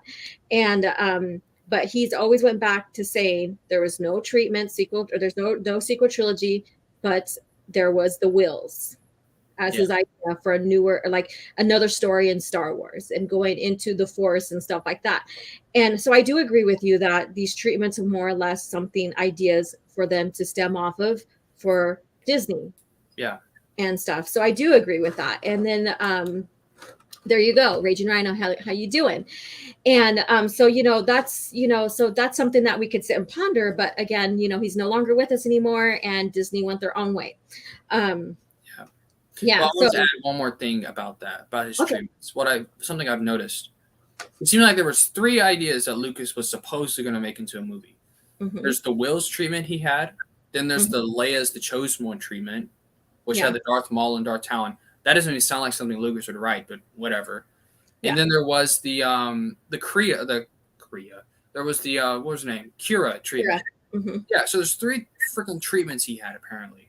That's another reason why I don't think he's ever going to make more movies, and they were just ideas for Disney. He has 3 individual story ideas. Now that middle one with Darth Maul and Darth Talon, that just sounds fan fiction-y to me. That idea went into a gameplay that it was happening during the buyout, and it got canceled in early stages. And even his story group was and even the company, I forget the name of the company he was using to create the game. They all went back to keep continuity.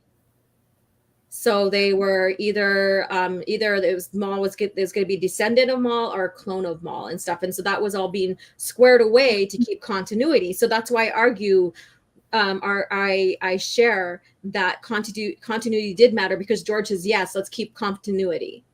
Yeah. He gave them their blessing to keep continuity. And I think that his direction, if he ever did something, he would have paid attention to continuity still. So that's my rebuttal against that when it comes to he would never have kept continuity.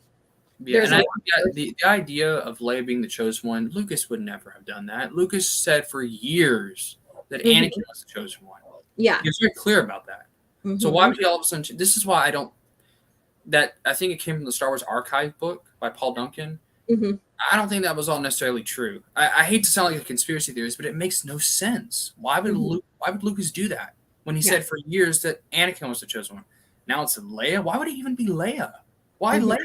She wasn't even a Jedi in the original. She didn't destroy the Sith. Yeah. So it makes no sense to me. But whatever. I question its authenticity if Lucas actually said that. But Yeah. All right. So let's veer away from that now. So you told us what your first EU book was. Basically, like you went into truce, but then you're like, I'm gonna go ahead and check out the Thrawn trilogy. So on top of that, what was your favorite EU series? series, Yeah. I haven't even read that many. NJO, Okay. yeah, NJO is my favorite EU thing. Period. Okay. And it's such a But big, vast book. You read every single one, then all 19 of them. Did you read the comics? I did read Invasion after I read Vector. I Okay. hated it. It was Oh. horrible. Yeah. Sorry. That's okay. That's kind of harsh, but I think what I didn't like about it was it was trying so hard to be an installment of the NJO. Mm-hmm. When they started including Jaina, Luke, Loie, Jason, all these Mhm. characters. If Invasion was simply just a story during the Vong War about a family we've never heard of, with none of the main characters in, I think it could have been good. Mm-hmm. However, when you start including Jaina and then having romantic involvement with Finn, this is where we start creating problems because Finn is never in the rest of the series. He's not in those books at all. Mhm. He's not mentioned. In fact, all we know of in terms of Jaina's love life is she was with Zek for a while and then they just kind of veered off. Yeah. Then she met Jagged. That's all we know of. But where did this Finn guy come from? Mm-hmm. So I thought that was weird. And I didn't think it was weird. I thought it was stupid because Mm-hmm. now if Finn was somehow in the rest of the series, okay, fine. But Yeah. he wasn't. He was never created yet. So I just think I thought if Invasion stayed true to if it was its own thing in the Vong War, just its own, because I mean that war was galaxy wide, then that would have been fine. Probably would have been really good, but it wasn't. They started including all the OG characters, the legacy characters, that we know of are and I just didn't like it. But the best part about Invasion is I think it's perfect to read after Vector Prime. Because at Vector Prime, you're getting introduced to all this new technology. Like, Yeah. how does a Villa work? I remember reading that. I'm like, how does this even work? Mm-hmm. You'll read Invasion, you'll get great pictures of that. Same with the ships. Same with what the Vong look like themselves. Right. I mean, I guess you can kind of look that up if you wanted to. But I thought Invasion was good in the sense that it gave you great visuals of all this new technology you're being introduced to. Mm-hmm. Yeah. But I didn't like Invasion because it was too. It was trying so hard to be an NGO book. Yeah. But it wasn't. It wasn't. So. Yeah. And so, what was your absolute favorite novel out of that series? Vector Prime. Okay. Yeah. You picked everything off. You got some nuances with, and so just go ahead and just give us some more. Like, what do you mean, like? Like, yeah. So, like Victor Prime. So, like, exactly, like, what really made it the absolute favorite for you? I think we kind of talked about a little bit this earlier, but Kip Duran, his involvement in that, Anakin and Chewie and Han, that whole scene was great. The opening scene with Jaina and Mara and Leia was great. Kind of seeing the way they were talking to each other and seeing Leia kind of looking at her, her daughter becoming a young woman now. Yeah. That was really cool. I wouldn't say the novel's practically perfect for me. I hate to say that because I don't like to say things are perfect. I'm a big believer in you can always make things better, but that novel was perfect. You can't get better than that. So, but if you're wondering like my problems with the NGO, because I don't think it's a perfect series. It's my favorite story in the EU, but I don't think it was the only real Chewbacca. I have read that. That's great. I actually ordered that. I'm getting that soon in the mail. Nice. I read it online. But anyway, the problems I had with the NGO is Jason early on was so bland and boring, and he just wasn't that interesting, And I kind of blame Kevin J. Anderson for that, because the only thing they made him do in Young Jedi Knights was talk to animals. Yeah. I mean, cool, but now eventually they would find a way to use that later on, which I thought was cool. Kind of redeem that story, his story. Yeah. Yeah. They made him, they allowed him to use that power of his in a good way. Yeah. But early on, it just felt like he was just there. And it made sense because they originally were going to kill him first. That's who they wanted to kill, and Star by Star. Of course, Lucas didn't like that, but you could kind of see why they wanted to do that. They didn't know what to do with him. They had no idea what to do with his character. Jaina was your pilot, that kind of character.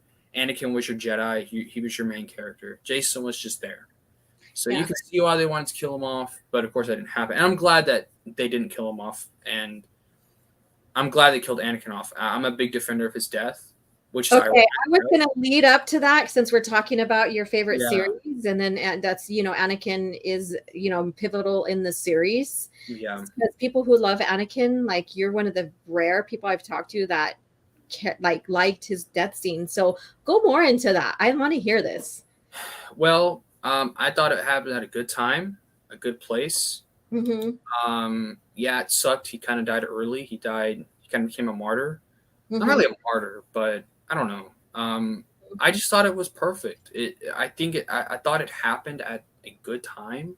And I also think it's good because it, eventually would pit the twins against each other. I guess that scene inherently didn't pit them together, but it allowed that story to happen later on where the twins would be able to be against each other. Right. It really made that more. You could say that now you can say it foreshadows that. Like if you really get into it, because Troy Denning was the one that, was asked to start making that arc. And you start seeing that arc. Like once he was given, they had him write the Darkness trilogy. So he had to show how Jason started going dark, so it can lead into the stories of the fate of the Jedi or Legacy of the Force, sorry. And so you could tell the brilliance of these authors and the company of going back and picking and seeing and noticing these nuances that they can use to help create and evolve these stories in the future. But yeah, so Anakin, I thought he reached oneness. If you guys don't know that, when he died, he reached oneness, which I thought was cool. Not as powerful as Jason when he reached it at the end of Unifying Force, but Anakin reached it. He's one of the very few. I mean, it seems like mostly Skywalkers have reached it. I think the others were. I know Malgus reached it like a Sith version, and then Barriss Offee reached it. Who else reached it? Was it just those are the only non-Skywalkers? Anakin reached it. Luke reached it. Ben reached it. Jason and Anakin all reached it. Yeah. So all Skywalkers, it seems like, but Anakin Solo's death was just perfect, I thought. And I think because he sacrificed himself for his, his family and his friends, but many of the discoveries he made, how to the Lambent crystals, if you use that to speak, kind of speak with the Vong, that was a great discovery that they would use later on. Yeah. And all kinds of stuff. So it kind of gave, of course, and then it furthered Jaina's story a lot better. Dark journey, enemy lines. Seeing Jaina go almost falls to the dark side. Yeah. Awesome. But then it created that cool story with that cool dynamic between Jaina and Kip, that older brother sort of relationship that she had with Kip. I thought was great. Jason, I guess his death didn't really have much. It had an effect on Jason, but it wasn't like Jaina. So yeah, that's like obviously I would have loved to have seen more of him. He's my favorite, but I thought for practical reasons it was perfect. Yeah, just like how you agreed, with Chewbacca in his death scene. You could say that Anakin's was just as pivotal because of the mission to the Merkur and all that, or to the area of Merkur. And and all that. So I'm going to go ahead and jump ahead and give you another quiz here because we are coming up on towards our 2 hour mark. And so there's going to be some questions I never asked you because of the depth of conversation we're having here from the questions I've asked. Who was Anakin's, oh, no, that's not the one. So maybe I'm not going to. I was going to use that quiz and I didn't. So quiz. So what was the planet, or what was the or did I use it? Yeah, I have it here. Where did Anakin give his life? What was the name of that moon? Or that, I mean, not the station. I'm sorry. Oh my gosh, why am I so bad at this? I don't remember. Because we were just talking and thinking about it. So I was like, this is perfect because then maybe he does remember. It was a world ship. I know that. Yeah, it was a world ship.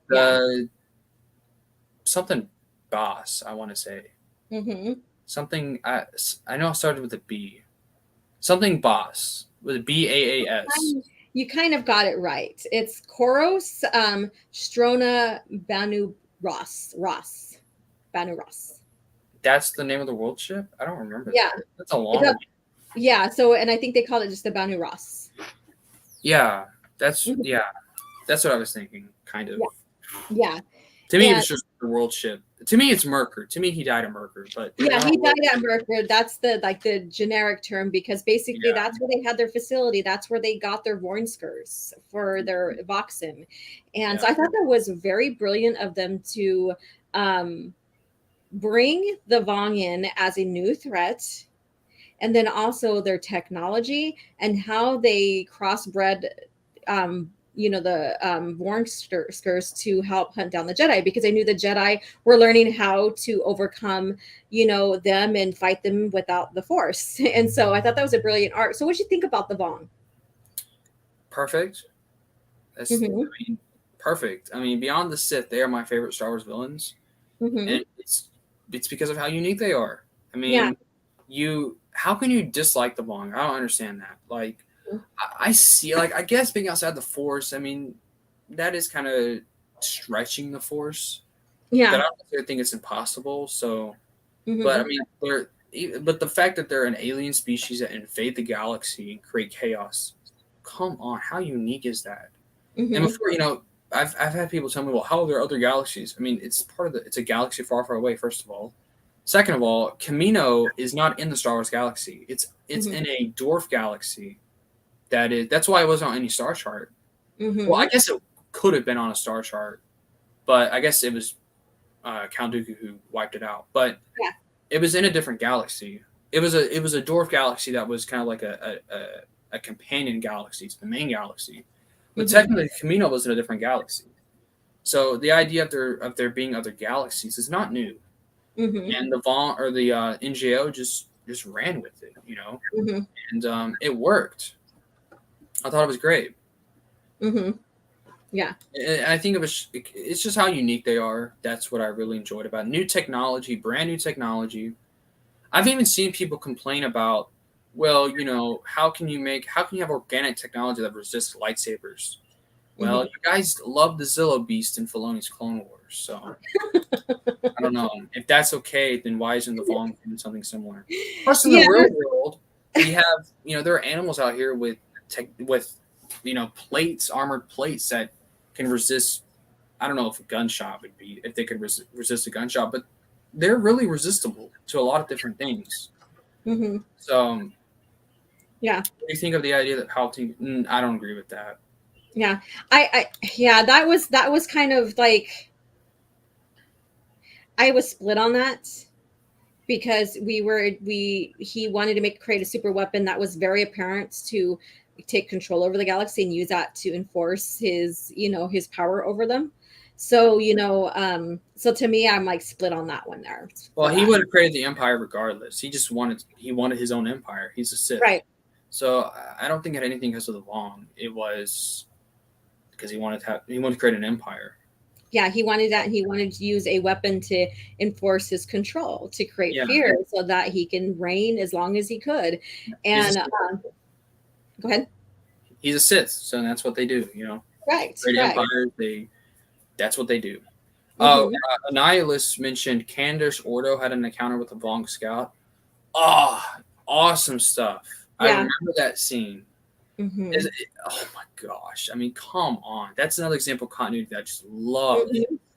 And it's like that's a great example of dramatic irony because Candace Order's like, oh, we have no idea what that was, but you know what that was.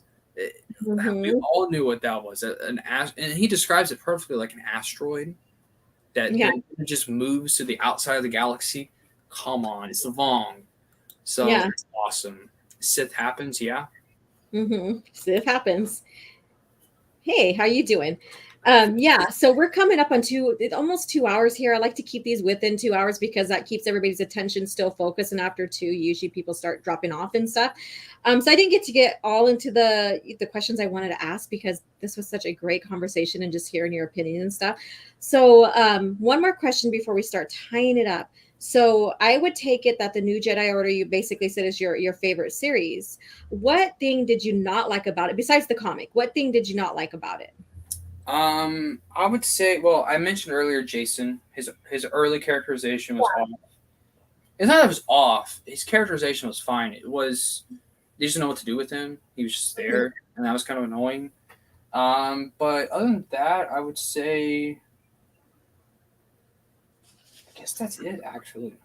Mhm. Well, I will say, in Force Heretic 2, Mhm. I didn't like how they focused on Bakura. I like. It's not that they focused on Bakura. I didn't like. It's just there was no Vong. I'm like, Mhm.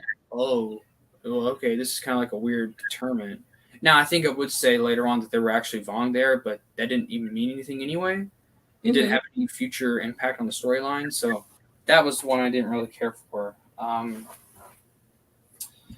And I actually look, I really enjoy the Unifying Force, but there are some parts of it that were just dragged on in that book. I Mhm. thought the third act was awesome. Mhm. I thought it was a great conclusion, the book itself. But there were just some parts of it that dragged. I felt like, but other Mhm. than that, it's it's not a perfect series, but it's freaking near perfect, damn near Yeah. perfect. Yeah. It's awesome, great stuff. That to me, the New Jedi Order. When I think of the Star Wars trilogy, I think of the original. I think of the prequels, the originals, and the NJO. I know the NJO is not a trilogy, but that is the story of Star Wars to me. You have Mhm. the rise and fall of Anakin in the prequels. Then you have or the rise of Anakin, or the rise of Vader in the prequels, the redemption of Anakin in the originals, and then the legacy of Anakin in the NJO. That's Yeah. how I view the Star Wars saga. That is the Star Wars saga to me. Okay. The prequels, the originals, and the sequels. That's how I view Yeah. it. Awesome. And thank you so much for making time to have this interview with you. And, like I said, I always come in with questions and pre drawn out questions, but sometimes they take you into a whole different, beautiful direction. And sometimes those questions don't get asked, and that's okay. Because we could delve into other areas. It's all about, how your adventure in Star Wars, not mine.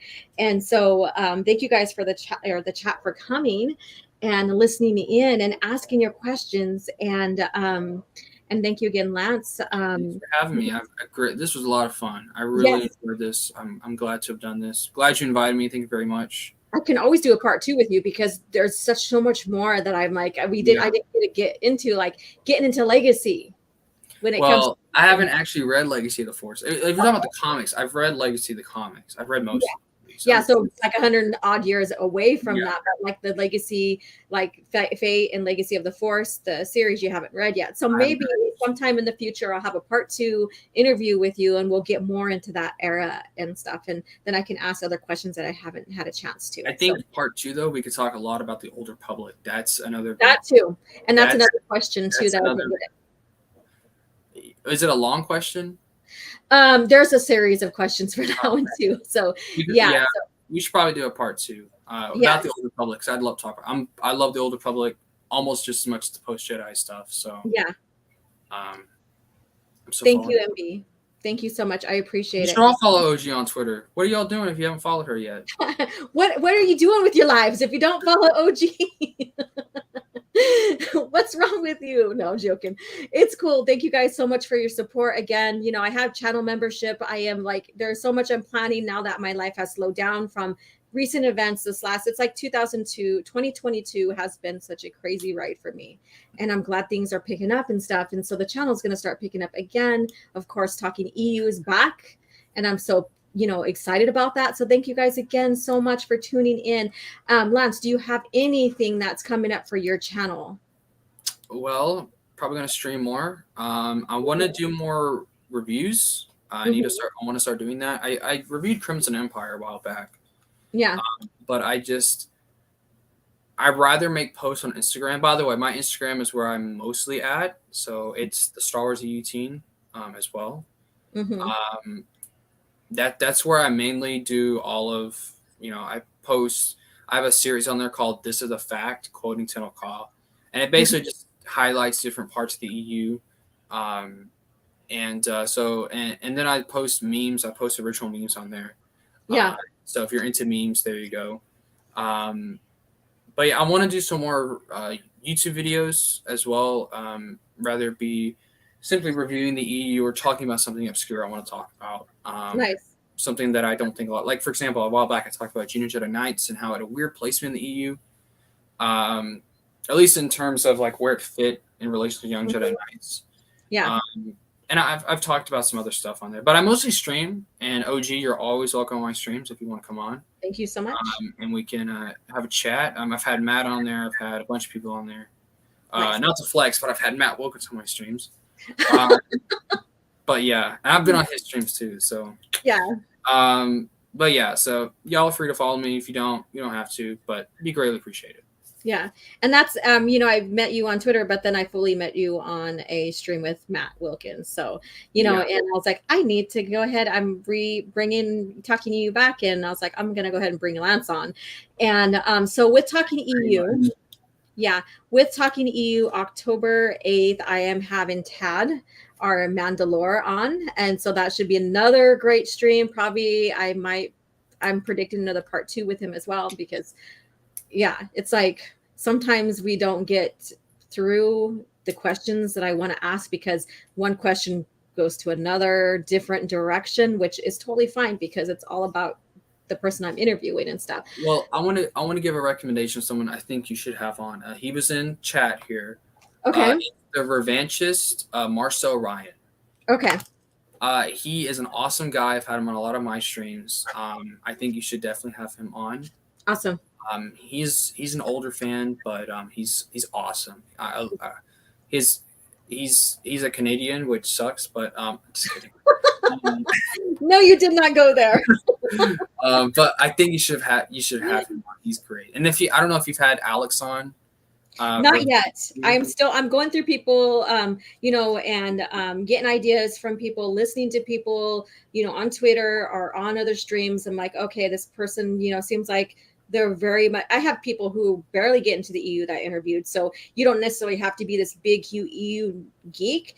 I just want to know how you got started in Star Wars and where are you now picking up in the EU, and then have a chat about that to spark their interest to keep them going, or someone who is really into the EU like Matt, where we can get into these conversations and talk more about the authors and stuff like that. And so it's like a wide range of people. So I am up to recommendations.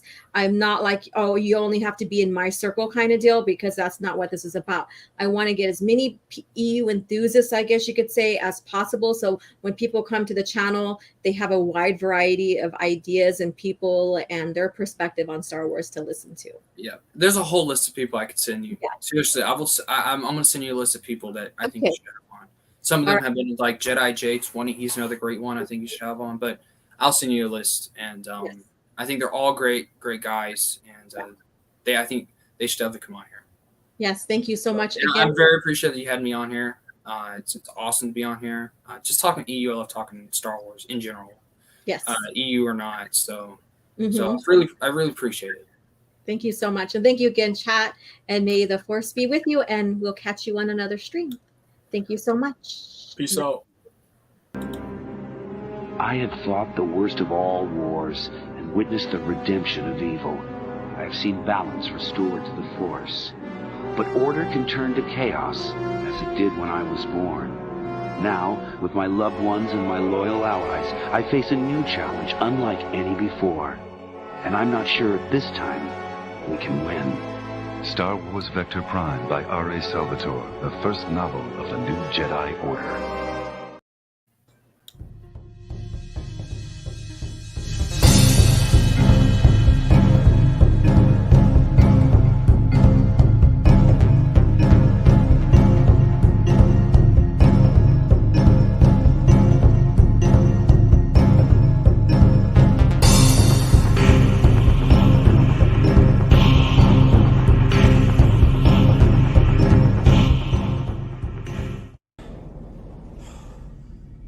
Another happy landing.